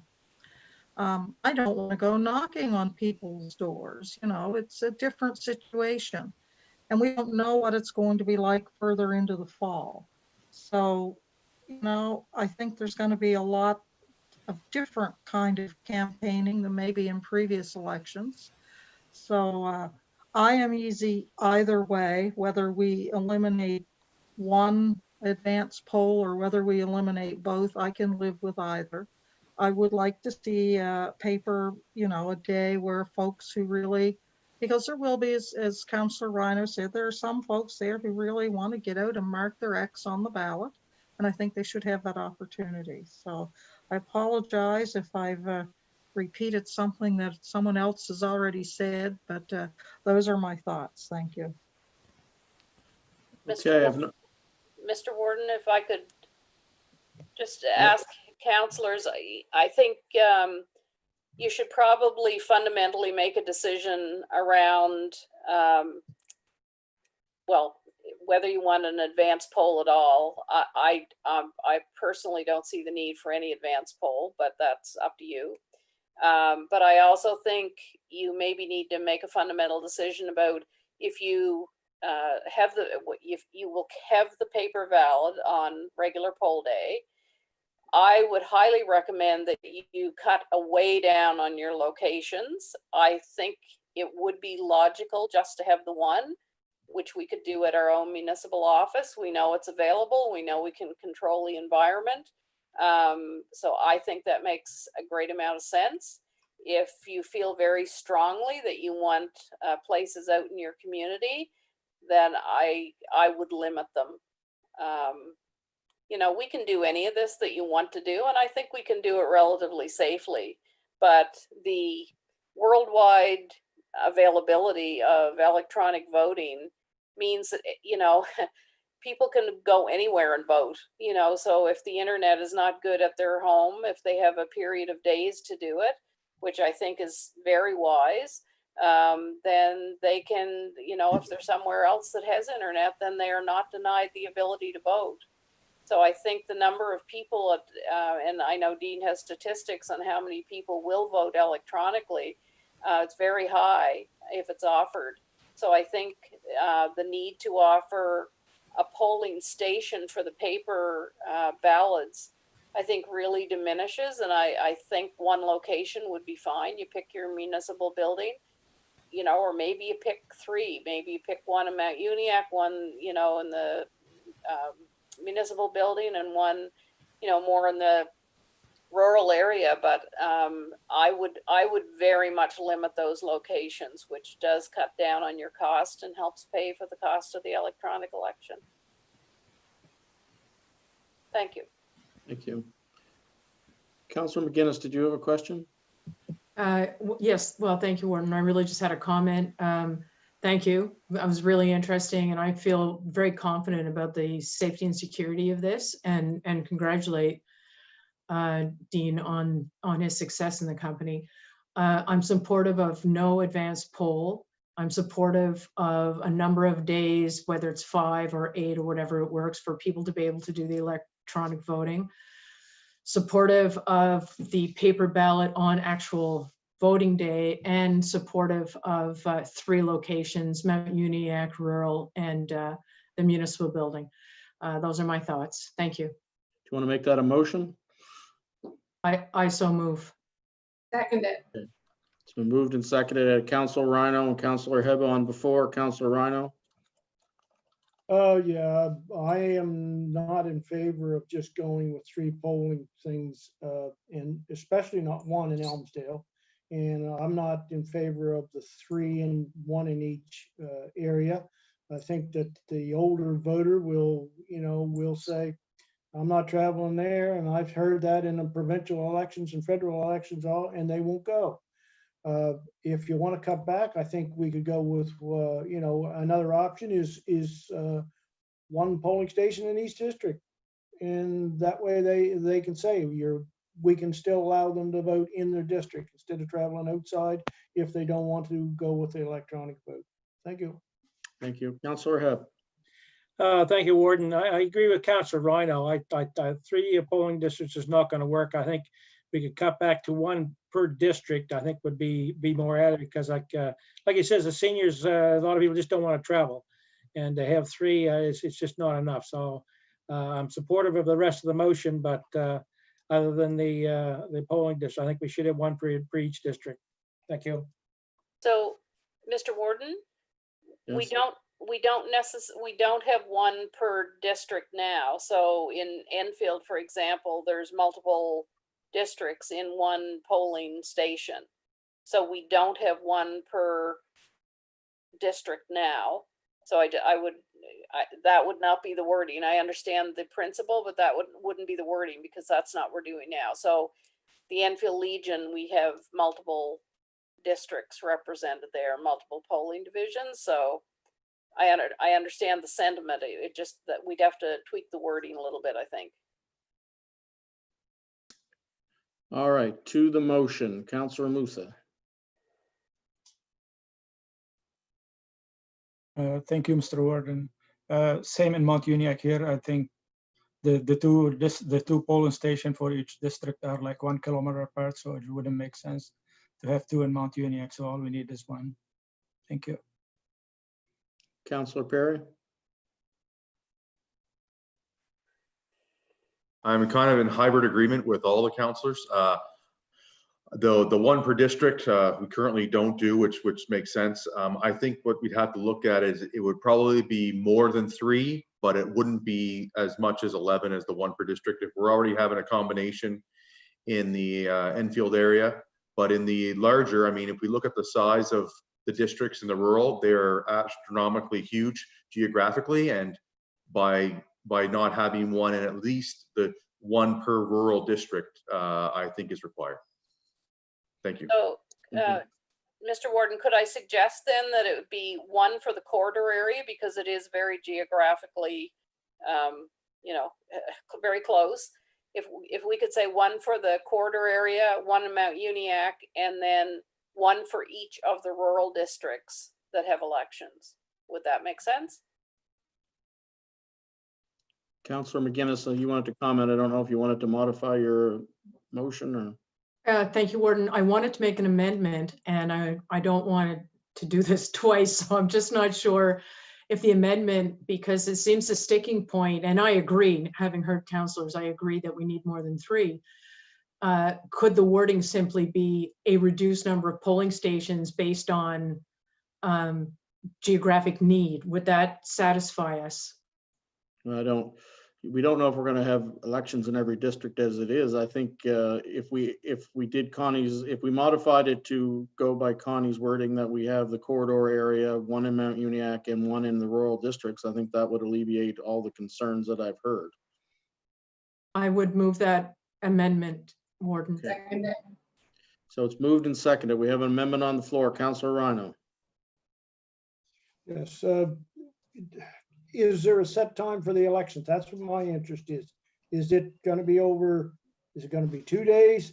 That's going to. I believe it was 8 days. 5 days. I've heard 8 days. 8 days. What? I think the motion was 8 days, was it not? 8. Who moved? Pam? Pam moved it, yes. I believe it was cannot 5 support. to 8. 5 to 8, so. Okay, so you do have to specify. Point of order, we're speaking to the amendment, which That's simply correct. deals with the number of polling stations. Does anybody wish to comment on the amendment? Question. Councillor Hebb. Yeah, we're talking about one polling district for the corridor area. And you got to take in consideration that the people in Shubenacadie down Prisoner to Ryan's Creek, it's going to have to travel quite a ways. And the same way with the people that's in Enfield all the way from Monte Vista is going to have to travel quite a ways. To have one polling district in Mount Uniac, I understand that, but I think we should have more than one polling district in the rural areas. I think there should be 2 or 3 out there, because people travel a long way just to get groceries, let alone, and if the people have to travel, they're not going to vote. So I think we're going to have to increase the polling districts in the rural area for sure, and maybe have 2 in the court area, not just 1. Thank you. Well, I think the whole purpose of the electronic voting is that no one has to travel anywhere. But Councillor Rolston. Well, my understanding of the motion would be at least one polling station in each rural district where there was an election. Is that correct? Yes. And that's the amendment. So it wouldn't just be one in the rural area. No. And There would be one paper ballot location per polling district in the rural area, one in Mount Uniac, and one for the corridor. So any other comments on the What amendment? would count? I just imagine, we don't really spell it out like Councillor Hebb's district. Milford is certainly in the corridor, but 9 Mile River and Upper 9 Mile River certainly aren't. I would say any district that has a corridor component, that has typically been included in the corridor districts. Okay, Councilor Rhino? Just going over, like my district runs to Bar Settlement, it runs to the Indian Road out there, and they only have one in District 5, and let's say you put it at 4 Points, or you put it at Maitland Fire Hall, or wherever you like. That is a lot of traveling to vote, and if the paper ballot people will not travel that far, so I at least one, I could live with that, because that allows us to massage it if we need that extra one out there. Fine, but to say one for sure, look, there's people all over my big district there that just won't vote if they're a paper people. So. All right, so we have amendment. We have a question on the amendment. Question. Question's been called. All in favor of the amendment? Contrary? So we have 3, Councilor Hebb, Rhino, and Dixon voting nay. The amendment is passed. So we have an amended motion on the floor. I think we do have to define whether we're going 5 or 8 days. So the Councilor Green. I think if we went the 8 days would be even better. You'd have a better voter turnout the more days you offer this. I have no problem with the 8 days. I would be leaning towards the 8. So I'm not sure. The motion was made. I didn't pick up that there was a or can. I thought it said 8. I missed that. So I don't know. Shirley, do we have to clarify that for you, or just the word of the mover and the seconder do? If we have an agreement between the mover and seconder on the number, then we can proceed. So Pam, do you want to clarify 8? Okay, and the 8. seconder was Heather, yes. So it's clarified. The main motion is for 8 days previous. Any further discussion on the main motion? Question. Keith? Yes, I like of no surprise. I will be voting against it, because I think now we are creating election week, and it just takes it too far in my opinion. Thank you. All right, questions been called. All in favor? Aye. Contrary? Councilors Rhino and Dixon voting nay. The motion is carried. Connie, do you wish to comment? Can we go back to the motion that was made in committee? So you do have a motion there. I think the parts of it that you still want to go with is that alternative proxy voting and drive-through voting are basically activated for this election. That then allows us to do more traffic control on the poll day if we need to. And it leaves that option of alternate proxy voting open if that's what people choose to do. So when we get to corporate and residential service, we'll just make that motion as it's presented? Sure. Okay. Mr. Warden, if I could, if it's council's intention to engage with IntelliVote to make all of this happen, I would recommend a motion to that effect. Councilor From a Ralston, procurement point of view. So moved. seconder? Second. Pam, any further discussion? Question. Question's been called. We'll go to the vote. All in favor? Aye. Aye. Contrary? Thank you. Motion is passed. Okay. Councilor Ralston. Yeah, just a question. When we have a regular paper ballot election and someone ends up not being on the voters list, they're able to be sworn in. Is there some way of, how is that handled?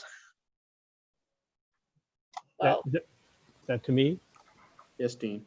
Oh, okay. Yes, there's what's called an enumerator module. So legislatively, up to election day, based on having the proper residency and Canadian citizenship, etc.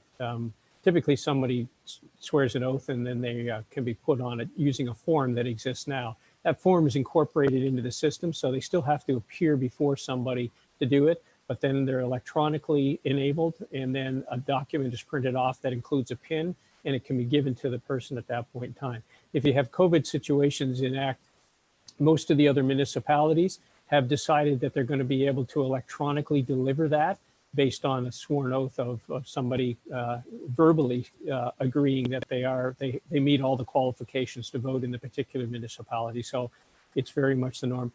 The other thing I just wanted to make note of on your discussion about it, most of the other municipalities are also realizing that if there is a second wave and it prevents the if the government produces more emergency legislation that prevents anybody from going and getting together in groups of larger people and things like that, the current thought now is that opening the schools and having people go to school could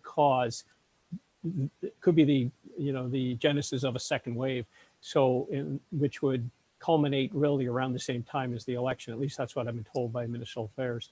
So there is requirement and there is currently legislative empowerment to be able to say, if the government says there is no more, there's new social distancing demands and other rules that prevent gathering, that because you're doing electronic voting, you can actually continue to do electronic voting up to and including election day, so that people could still vote up until the statutory election day and you could complete your election. Otherwise, you would have virtually nobody going or allowed to be able to go to a paper poll, so that we could just leave the system running. And for most people, they're putting a notice on the voter instruction letter that's going out. So we coordinate all that says that. So in the course of our dialogue with Connie or with Kim in terms of how the operational part of your election will go, I just wanted to let you know that is a backup plan built into the fact that you're using electronic voting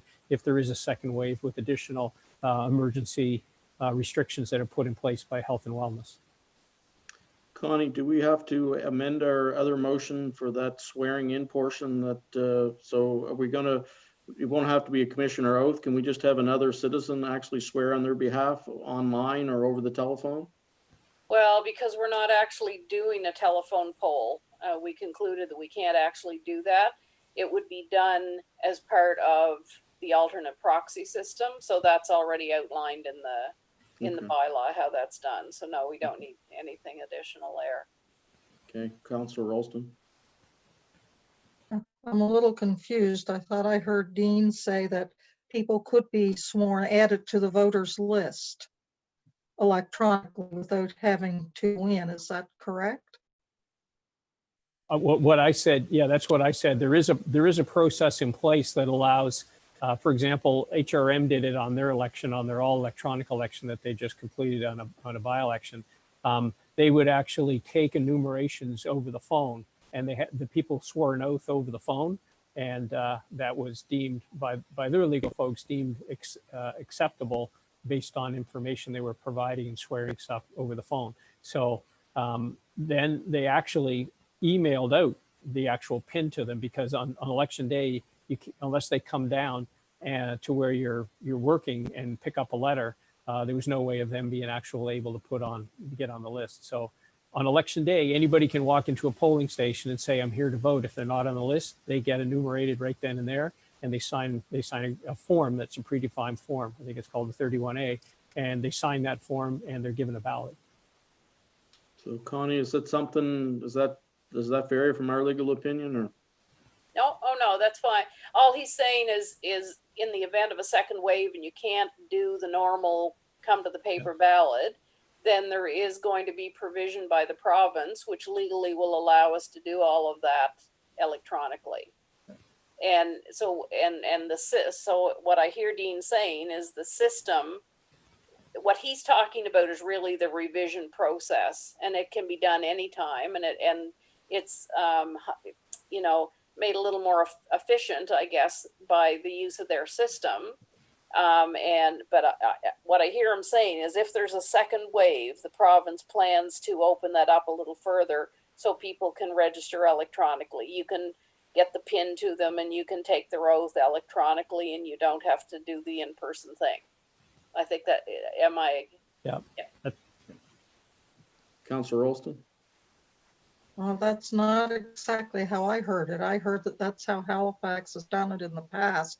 That we would have the capability to allow revisions to the voters list electronically if we so chose, regardless of COVID-19. Would that be correct? I think most people are assuming that they want to continue to do it, you know, by the way the legislation is currently in place. But what the folks at HRM did, they conducted an election entirely electronically for their district where Steve, I forget what Steve used to be a councillor in that district. Anyhow, he won as an MLA. Yeah. And basically what they did is they took registrations for enumeration registrations over the phone. And as Connie mentioned, up to, I think, the 28th of August, you can do that. You can just call in and they'll put your name on the list. After that, there's a prescribed period where you have to have a document signed. So what that happens is they put in their procedures and forms a mechanism to allow them to do it. So it's consistent with their bylaw that they could put in the provisions and procedures and forms, which is a document, the legal document that's required to be generated by the clerk's office that says, here's how we're going to actually perform that. And that becomes the rules for conducting the election. Well, I guess I'd just like to make it as simple for folks as we possibly can. Yeah, I think that's more of an operation. Because they're not going to go to, they're not going to drive to Elmsdale to be sworn in to get on the voters list. So, Mr. Warden, yeah, the vast majority of our revisions are being done on the phone now. If we have enough information to verify that they are a property owner, we've got all of our tax records, our water records, our property online, we've got all of that. If someone calls and says, I now live in East Hants, I own property X, if we can verify all of that information from our own records, we are not requiring people now to come in. It's only if we can't verify. So if it was a new elector who doesn't own a property and we can't find information on them, then we would ask them to sign an affidavit. That doesn't necessarily mean if we were in a new outbreak that we would require that paper copy. We may say that we will do that verbally. Right now, it's not a huge problem, but the vast majority, and there isn't a lot of them actually, but a lot of people who end up being put on through the revision process, we're doing by telephone because we can verify that they own property or whatever. So there's very few have to come in and actually sign an affidavit. However, we do have had in our last election in particular, a lot of people who just showed up to vote, and we, had to do a swearing at that time.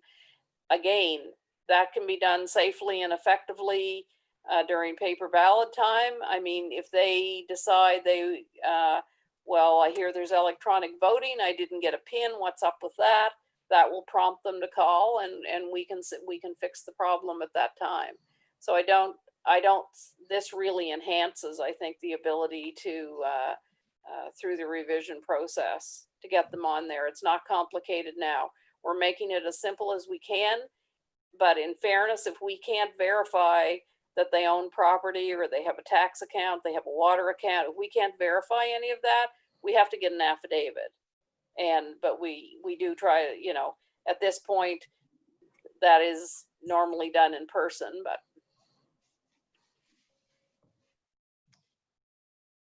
Councillor Hebb. Thank you, Warden. Just for clarification, is everybody going to be sent out a PIN number to vote electronically or by phone, or do the people have to apply for that? They would all be sent. Good, thank you. Yeah, Thank you. Councilor Rolston? as reflected on our electors list. I guess my comment would be the only problem with that would be for renters who don't actually own property. And, you know, there might be no accounts in those names, particularly in the rural area. And I just wondered if, you know, if need be, if them being able to provide a copy of a driver's license or some other official, you know, piece of identification or a bill from Nova Scotia Power or something with their name and address on it, if that would be sufficient to prove residency. They really, I was going to say, sorry to interrupt. There's no requirement in Nova Scotia to show identification at all to get on the electors list. You just have to swear the document. Similarly, you didn't have to, when we had school boards, you didn't have to, you know, prove that you were either ethnically an African Nova Scotian or French school board. You just have to ask for it. So Nova Scotia's, in order for you to get on the elector list in Nova Scotia, all you have to do is sign the form and the declaration swearing that you're eligible. So you could move to the municipality the day before, and as long as you are a resident in the municipality the day before the first advance poll, you have official residency in there, and all you have to do is swear that you do, and are a Canadian citizen, and you're 18 years of age, and you can vote in any municipality in Nova Scotia. All right, does that wrap that up? that's what I was going to say. All right, so anyway, thanks Connie and thanks Dean, appreciate it, and look forward to seeing the work down the road. Great, thank you very much. So do you want me to stay until the committee votes, or? I don't know what's council's wish. I think it's pretty straightforward at this point that we'll just be passing that other motion. Does anybody need Connie to be here to ask her questions? Looks like you're good to She go. might miss this. She might wish to stay. I don't think. Oh, I have something I have to do. Thanks for the offer. Bye-bye. Bye, see you, Connie. Bye-bye.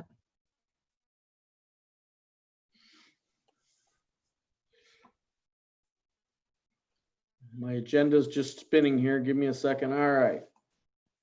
So now the first item would be committee reports, the audit committee, Councilor Rolston. Yes, and folks, my internet connection is very unstable tonight, so I will do my best. If I disappear, you'll know that's why. The committee held a virtual meeting on June 24th, 2020. The following motions are coming forward as a result of the meeting. Financial statements and municipal auditor 2020-2021. The committee received a presentation from Derek Dempster, CPA from Deloitte, summarizing what was audited in this fiscal year, which included the consolidated financial statements, the Lloyd E. Matheson Center recoverable expenses, and the water utility statements for the UARB. The presentation of the 2020 audit results, I've lost it. Was also included. The audit committee recommends to council that council adopt the March 31st, 2020 financial statements as presented by Deloitte Touche at the June 24th, 2020 audit committee meeting, and Deloitte and Touche LLP be appointed as municipal auditor for the 2020-2021 fiscal year. As chair of the committee, I so move. Second it. Who moved and seconded? Is there any further discussion? Question. Question's been called. We'll go to the vote. All in favor? Aye. Contrary? Motion is passed. Membership appointment 2020-2021. As per section 44 of the MGA, the audit committee recommends to council that council appoints the membership of the audit committee for 2020 and 21 be comprised of the warden, the chair of corporate and residential services committee, and one other councillor, currently Councillor Musa, and a public member. As chair of the committee, I so move. Second. So moved and seconded. Is there any further discussion? Question. Question's been called. We'll go to the vote. All in favor? Aye. Aye. Contrary? Motion is passed. As chair of the committee, I move the adoption of this report. Second. Moved and seconded. Is there any further discussion? Question. Question's been called. All in favor? Aye. Aye. Contrary? Motion is passed.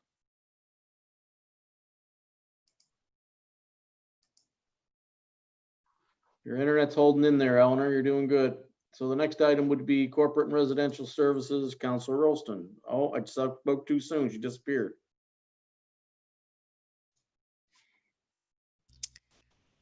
That'll Give her a jinx it. Yeah, that's my fault. Who is I'm the back. vice chair? Oh, no, she's there. I am.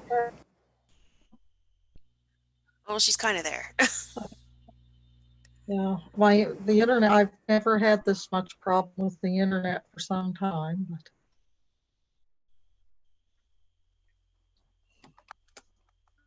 Perhaps it might be wise if Councilor Musa as vice chair did the corporate and residential report. Okay, Councilor Musa. Thank you, Mr. Warden. The committee held its regular meeting on July 21st, 2020, electronically via Zoom.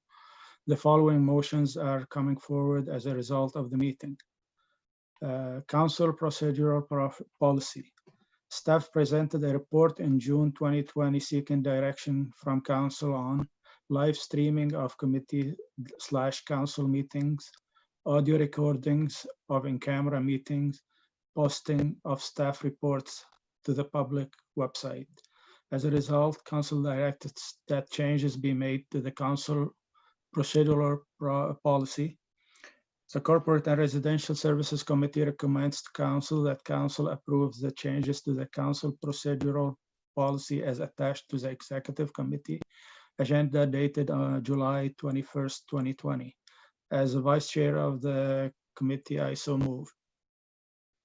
Second. Moved and seconded. Is there any further discussion?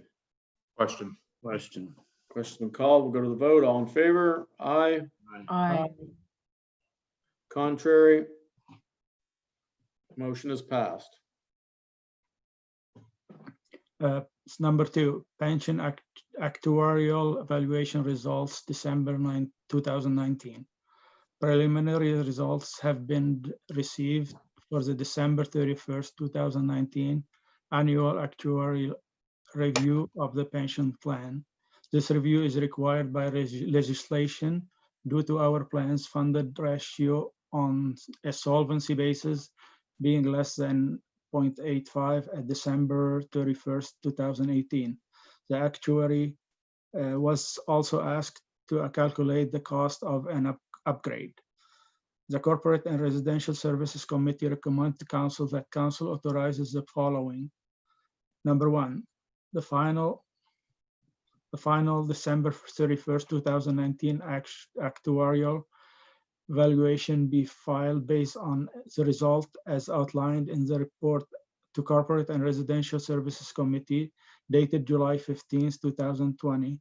Results, triannual actuarial review, December 31st, 2019. So do I have to do the 3 altogether? There's 6. It's one motion. It's one motion. Yeah, just read them all and make the motion at the end. Okay, number 2, pension payment as required by legislation are approved for payment into the plan. Number 3, the definition of average earnings for service prior to January 1st, 2020 be upgraded to December 31st, 2019 earnings, with no pension being greater than the best 5 years. The 5 years income of the employee for those employees who are retiring between January 1st, 2020 and March 31st, 2021 only, and that these special payments as they arise be funded through the pension reserve fund. Number 4, the employee contribution rate be reviewed and amended in the plan to be 5.5% for contributions on earning after January 1st, 2021, and 6.5% for contributions on earning earned after January 1st, 2022, with all related filings to be reviewed and submitted by the CAO. The actuary be asked to do the standard upgrade calculations as part of the December 2022 actuarial review.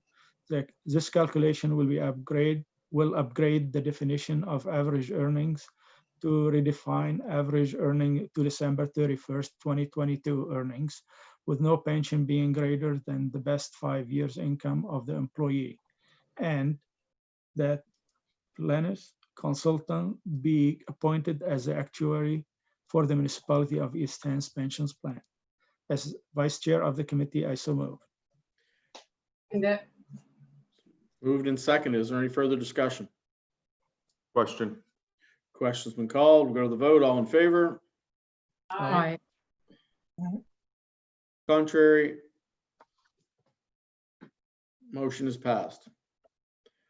Item number 3, sustainability and initiatives. Promotion C20 bracket 171 is a sustainability research intern was hired for an 8-week term beginning July 6, 2020 and ending August 28, 2020 with the direction to research sustainability initiative for the municipality. As such, staff have used this as a starting point to conduct research into the efficiency financing program and option available to East Hants, with the intent to facilitate discussion and lead to future directions.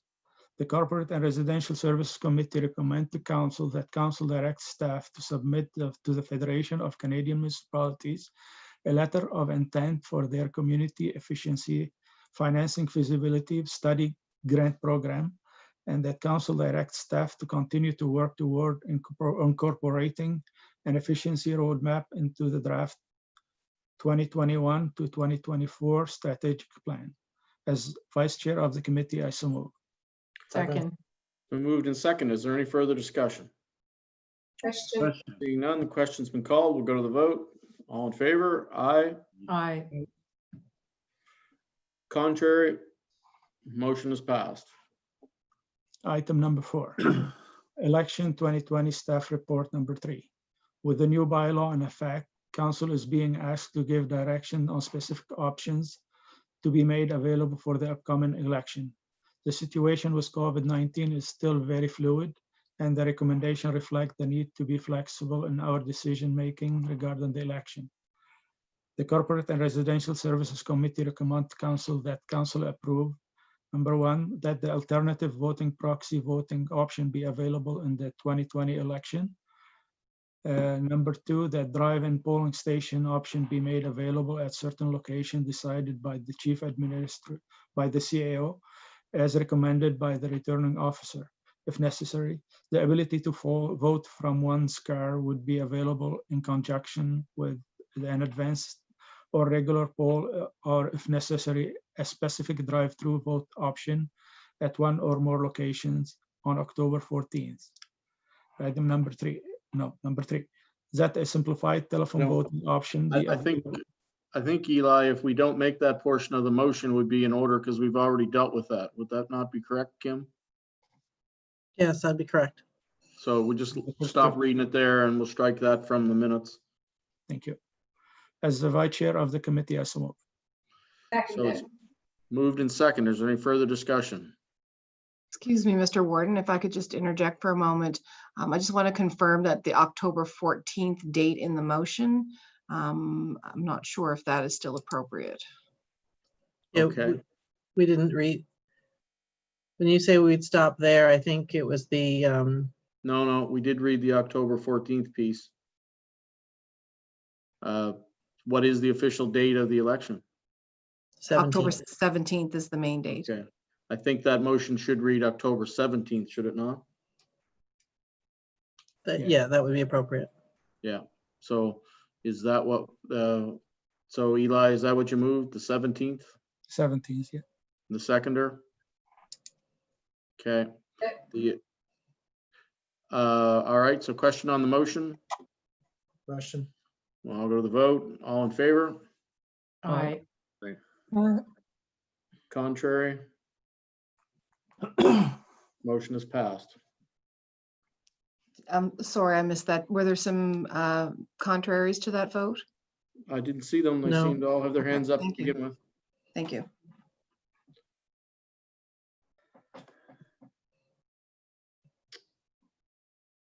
Can you move it up a little bit? Oh, okay. Thank you. Item number 5, annual report, including treasurer's report. The Chief Administrative Officer and Director of Finance presented the East Hants annual report, including treasurer's report for 2019-2020. The Corporate and Residential Services Committee recommend to Council that Council accept the East Hants annual report 2019-2020 as attached to the Executive Committee agenda dated July 21st, 2020. As a Vice Chair of the committee, I so move. Second. Been moved and seconded. Is there any further discussion? Question. Questions were called. We'll go to the vote. Signify aye. Aye. Aye. Contrary, motion is passed. As a Go ahead, Eli, you're good. Vice Chair of the committee, I move the adoption of this report. It's been moved and Seconded. seconded. Any further discussion? Question. Questions were called. We'll go to the vote. Signify by aye. Aye. Contrary, motion is passed. Thanks, Eli. Thank you.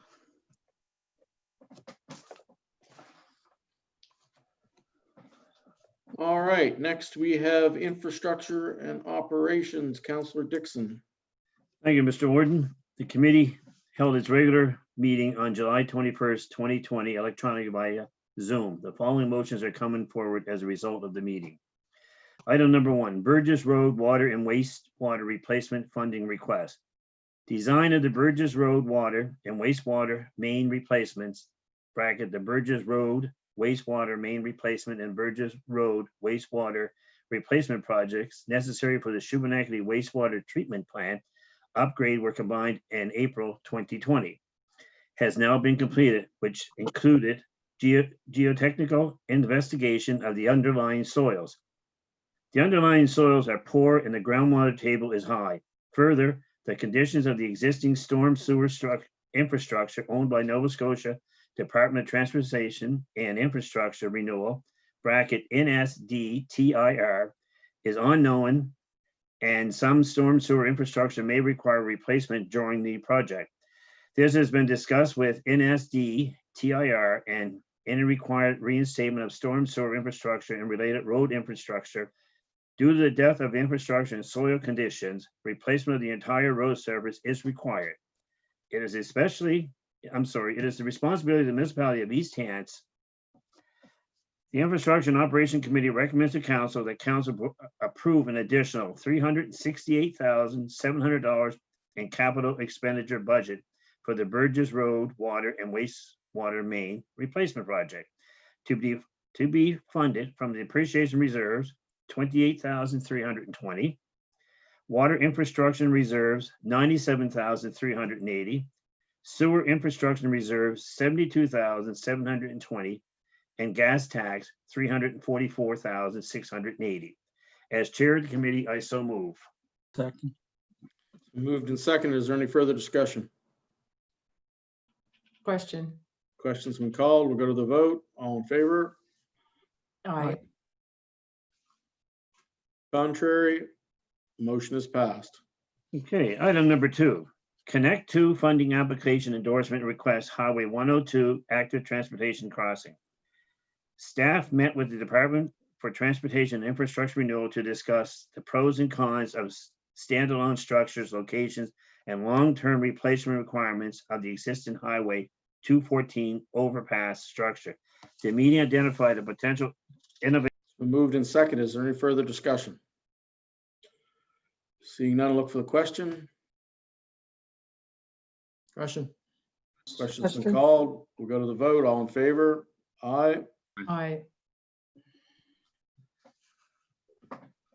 Contrary, motion is passed. Okay, item number 3, Eisner Road Lift Station funding request. Staff are seeking the approval to add $130,000 to the capital budget beginning this fiscal for use on the project 18-011, the upgrades to the existing lift station on Eisner Road, Lance. The original budget for the project in 2018 was $100,000. The construction costs for all necessary upgrades were estimated by the consultant in 2019 to be approximately $190,000. Staff requests an additional $100,000 based on an estimate which was approved for the 2020 fiscal. Total current budget $200,000. Based on tender responses received for the construction of the upgrades, staff believe the current project budget requires an additional $130,000 and are seeking approval for this current fiscal year so that work can begin promptly. The Infrastructure and Operation Committee recommends to council that council approve $130,000 in the capital budget for project 18-011 in fiscal 2020-2021 to be funded from gas tax. As chair of the committee, I so move. Seconded. Moved and seconded. Is there any further discussion? Question. Questions been called. We'll go to the vote. All in favor? Aye. Aye. Contrary? Motion is passed. Thank you. As chair of the committee, I move the adoption of this report. Second. Moved and seconded. Any further discussion? Question. Questions been called. We'll go to the vote. All in favor? Aye. Aye. Contrary? Motion is passed.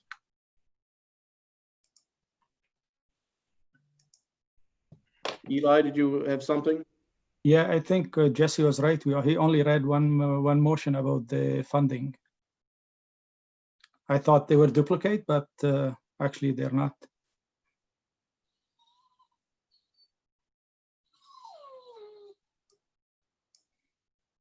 So do we have to go back and fix something or? Yeah, there was 2 motions here. Yeah. Back on item number 2. Okay. Okay, that's my mistake, I guess. Gordon? All right. I missed it too. I have it downsized on my screen so small I can't read it. I'm just getting old. Okay, Getting- back to item number 2, the second motion. Thank you. The Infrastructure and Operation Committee recommends to council that council supports a funding application through the federal government's COVID-related funding program for an active transportation project to safely increase access across Highway 102 in the Elmsdale area. As chair of the committee, I so move. Seconded. Moved and seconded. Is there any further discussion?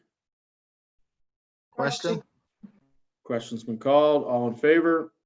Aye. Aye. Okay, now as chair of the committee, I move the adoption of this report with the correction. Okay. Second. Moved and seconded. All in favor? Aye. Contrary? Motion is passed.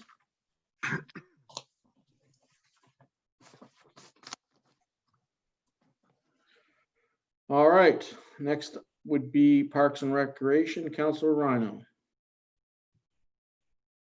I'm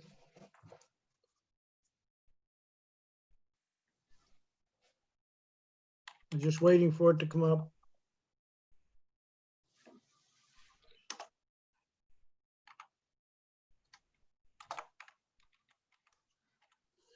All right, the committee held its regular meeting on July 21st, 2020, electronically via Zoom. The following motions are coming forward as a result of the meeting. District Recreation Fund, project scope change, infield, Elmsdale, and district lines. The municipality received a request from the infield Elmsdale District Lions Club to change the scope of their 2020-2021 District Recreation Fund project to add phase 2 of the field project to their application. So from that, the Parks and Recreation and Culture Committee recommends to council approves the infield Elmsdale and District Lions Club 2020 and 2021 funding request as follows. District 7, 8,000. District 1, 2,000. District 2, 3,000 for a total of 13. As chair of the committee, I do so move. Second. Been moved and seconded. Is there any further discussion? Seeing none, we'll look for the question. Question's been called. We'll go to the vote. All in favor, aye. Aye. Contrary, motion is passed. General government grants, Hants County Christmas Angels and Hants County Exhibition. The municipality received 2 general government grant requests. Both requests have previously been funded through this grant program. The requests are from the Hants County Christmas Angel Society and the Hants County Exhibition. The remaining general government grants identified in the budget are approved as presented. Is from that the Parks and Recreation and Culture Committee recommends to council approves the following general government grants. Hants County Exhibition, $500. Hants County Christmas Angels, $1,000. East Hants Crime Prevention, $825. East Hants Historical Society, $15,123. And Dr. Snow Bursaries, $3,000 for a total of $20,448. Chair of the committee, I do so move. Second. Moved and second. Is there any further discussion? Question. Question's been called. We'll go to the vote. All in favor? Aye. Aye. Contrary? Motion is passed. Burncoat Head Master Plan, the Burncoat Head Park concept designs have been updated through text and image edits to align with council's vision of rural, seaside, natural and park-like settings. Images of existing infrastructure within the park have been added to provide context and guidance on design of future infrastructure elements within the park.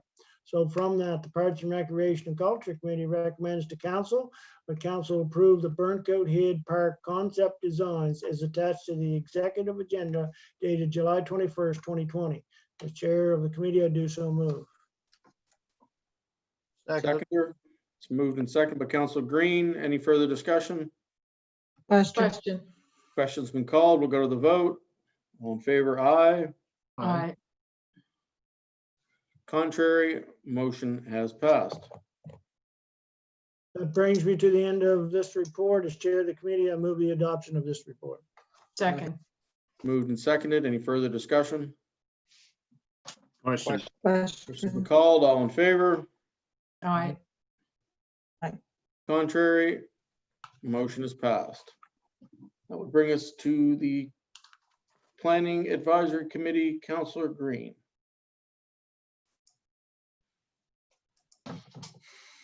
Thank you, Warden. The committee held its regular meeting on July 21st, 2020, electronically via Zoom. The following motion is coming forward as a result of the meeting. Private road signage policy. Staff had reviewed the private road signage policy implemented by Council Motion C-05-555, December 21st, 2005. Staff have drafted a revised policy which includes updating the document format and edits to the language used.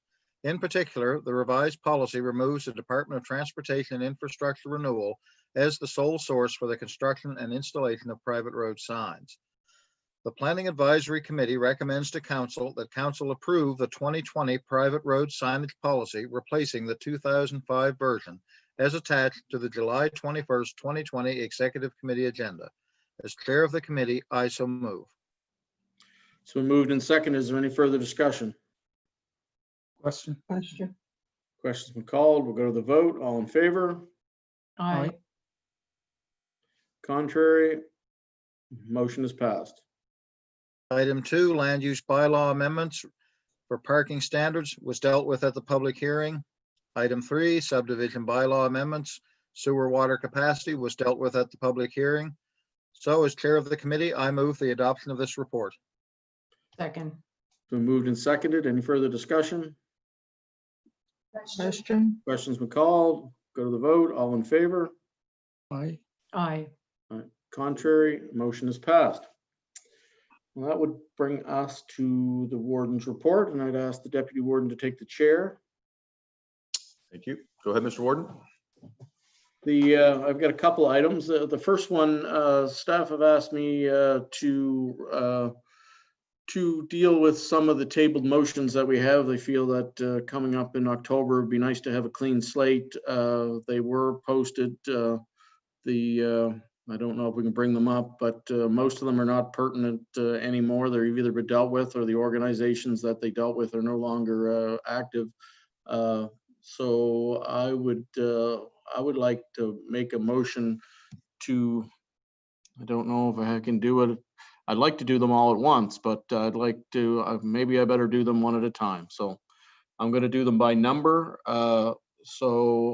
I'm going to motion to lift them, and then I would like to, unless it's otherwise thought, we defeat them and move on so we can get those off the list. So I move that we move from the table motion C12 224. Second.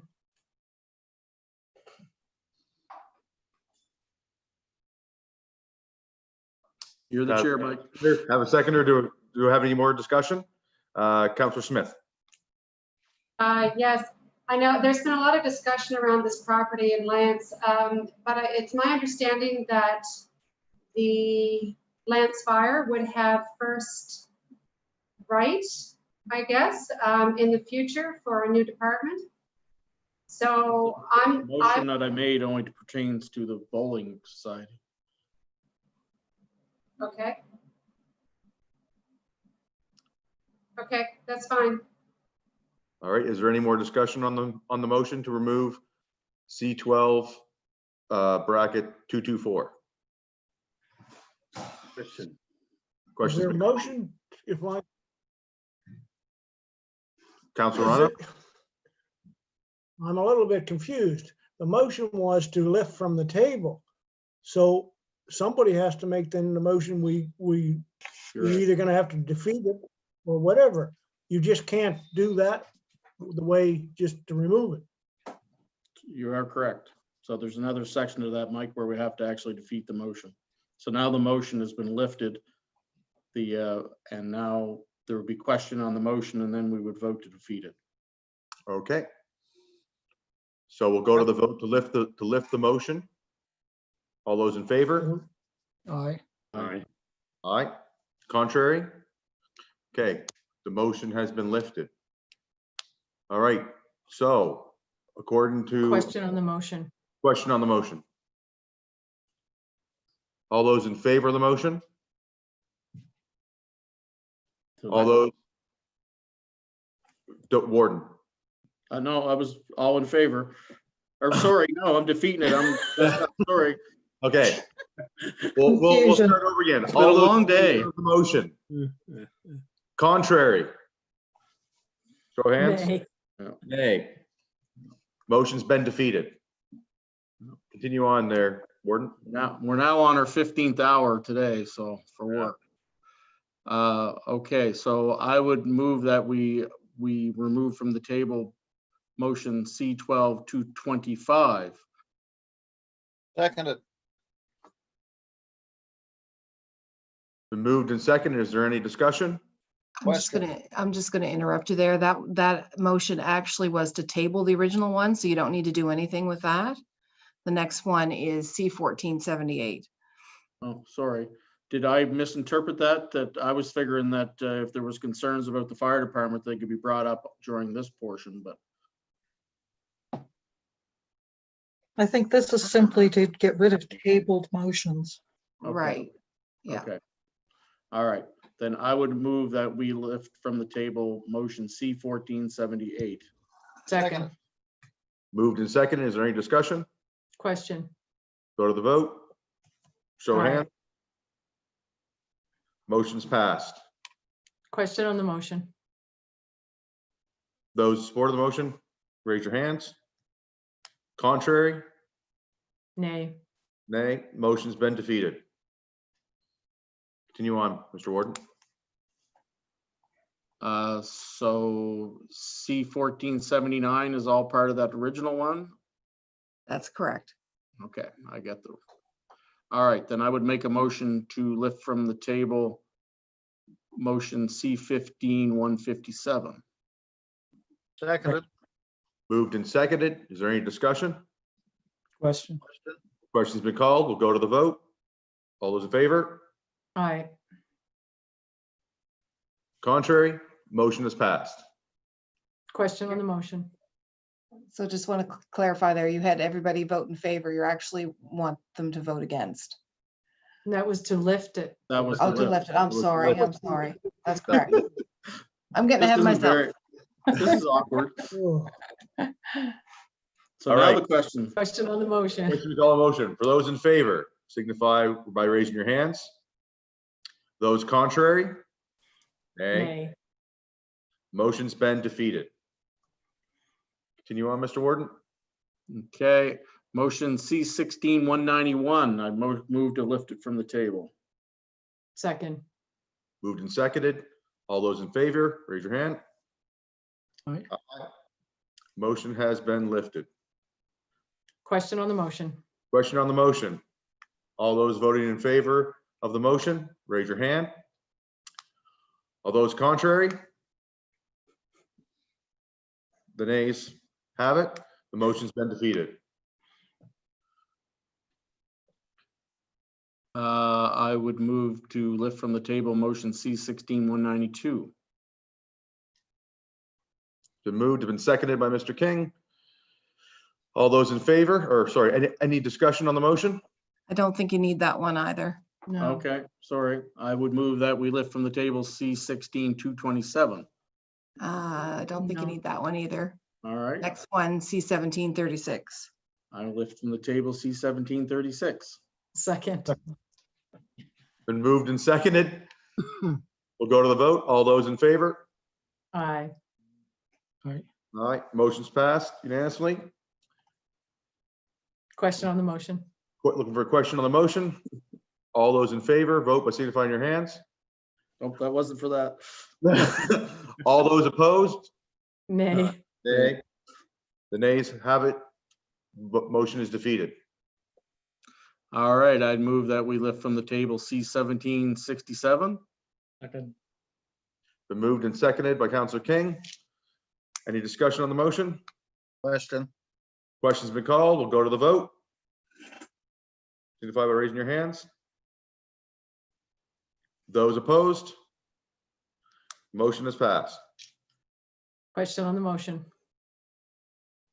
For those who want to vote for the motion, signify by raising your hands. Those opposed? Nay. The motion has been defeated. And that concludes that list. Thank you. Thanks, Shirley. Thank you. All right. Thank you, Deputy Warden. Anyway, due to COVID, there hasn't been a lot of stuff. There's been directors meetings. There's just maybe I'd bring that we did get PCAP funding for our project on the 215. And today we did get some funding for the Dawsondale Park from the province, which is fairly significant. So those are two good wins this month. And the only other item is that I've made it no secret that I'm not going to run again, but I guess I figured I should officially say that. So I just letting everybody know that this is my last term. Depending on what happens with COVID, I may miss September's meeting also. Our nationals that I was supposed to leave for tomorrow has been postponed pending till the same time, which is not convenient. But if there's no quarantine in place, it's going to move forward and I'll be in Ontario in September. But anyway, it's been great for the people on this council and all the past councils. It's been great, but it's greener pastures for me. And that would conclude my report. Thank you. Does anybody have any further questions? Seeing none, back to you, Mr. Warden. Thank you. Let me get my agenda back up here. And I guess we're business from councilors, and we'll do the same thing on my screen. Councillor McGuinness will be first. Thank you, Mr. Warden. Just two things. I'm back in the pool with Aquafit, and I want to tell you that staff is doing an outstanding job of keeping everybody safe, keeping everybody physically distanced. There's signs everywhere. There's arrows. It's a beautiful facility. So I wanted to congratulate staff on that. It's a beautiful facility. And then I just want to wish everybody a great rest of the summer. Stay safe, and see you in September. Thank you, Warden. All right. Thank you. Councillor Green. Thank you, Warden. Just a couple of things. One, Knoll Fire Department will be having a barbecue in August. It is chicken barbecue on the 16th of August. That is an item 2 in September. Just to let you know, I will be moving forward with trying to get support for a boat launch in the village of Walton. That is, and I wish everybody else a happy summer and enjoy your month off, and see you in September. Thank you, Councillor. Councillor Musa. Thank you, Mr. Warden. I have a couple items. The first one is the playground in Valley Gate Park. I know staff, they did a great job to have everything there, but it's only missing some trees. So is there any way, what could be done to plant few trees for shade, like in the future? Because now I know in the summer, nobody dare to go there because there's no place for them to shade. Not quite sure how to handle that. Would you like to have have staff look into that? Exactly. Thank you. Yeah. Okay. Anything else? And I have one more question for probably John. I know TIR, they're doing the highway here and they're cross ditching the highway, and 2 of the cross ditches coming straight in my property as a resident, like I'm not a counselor. Do I have a right to ask them, like, because there's no ditch where they're going, it's going straight in my property, create a wetland. So is that something a resident could fight, or they have the authority to do that? Through you, Mr. Warden, the lock rating bylaw doesn't apply in the Uniac area because there's no servicing, so that's not a tool you could use. I think it would just be a civil issue. I don't know. There's no municipal remedy. Oh, I know. As a resident, like what approach should I do with them? Because like it's flooding 3 property, then going back in a ditch instead of them doing a small ditch. So anyway, I'll fight with them. Thank you. Okay. Is that all, Councillor? That's it. Thank you. Okay. Councillor Hebb. Nothing at this time, Warden. Thank you. Thank you very much. Deputy Warden Perry. Thank you, Mr. Warden. Just a few points. Already mentioned earlier, the retirement and moving on of Todd Swanimer, the chief for the Uniac Fire Department. His interim replacement will be Ryan Penny, the deputy chief. He's been a member of the community for many years, and I think he'll do a good job serving in the interim. A couple other items. I was looking for question to staff and Jesse, the status on the safety lights for the Mount Uniac area of their install, the 20 that were mentioned in the last report to PAC. Is there a timeline for their install, or have they been completed? Because I took a drive the other day and I didn't see any at certain points in the community. Sure. The streetlights, there were 20 put in. Not all of them were able to be put in the exact locations. I can send a map to both area councilors just to let you know where lights were installed. So I can send that update later this week. Okay, that's perfect. Yeah, this week or before September would be fine. Thank you. Is that all, Deputy Warden? And the one last thing, with construction going on and everything, a lot of people returning to work and things opening up. One of the things I know our RCMP are a little short-handed at the moment, but speeding has become an issue throughout the municipality. I actually drove up, I was out towards Burnt Coat there a little while ago, and cars were flying past me on double lines like I was standing still and I was driving the speed limit or slightly above. So I really think that as we have tourists and we have within the province doing the staycations, we really have to ensure that our highways and our roadways are monitored for speeding. Thank you. Thank you. Councillor Rhino. Yes, through you to CAO, have you sent an appreciation letter for Staff Sergeant Ettinger's retirement, which takes place August 1st? Have you done that on behalf of council? I have not, but I will. You need a motion to do that? No.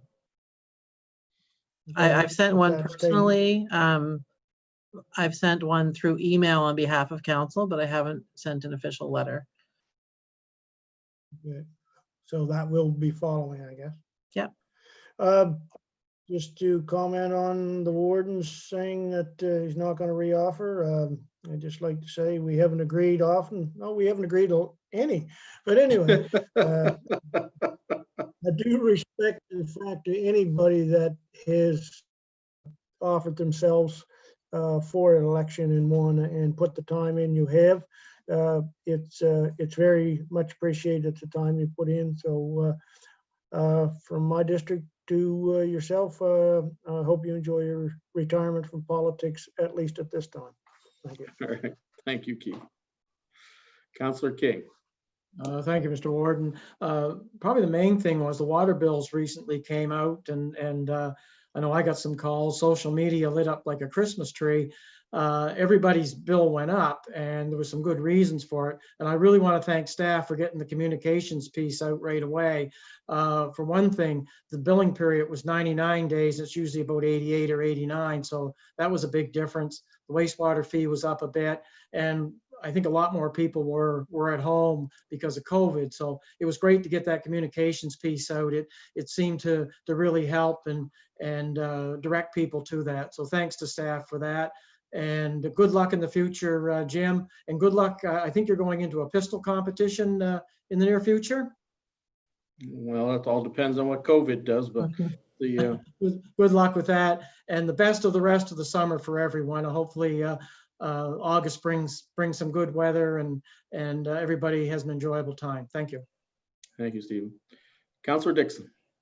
Thank you, Mr. Warden. I guess the biggest thing I have in that area is the traffic, the speeding with COVID-19. There's more residents out and about, kids playing street hockey, basketball, and speeding.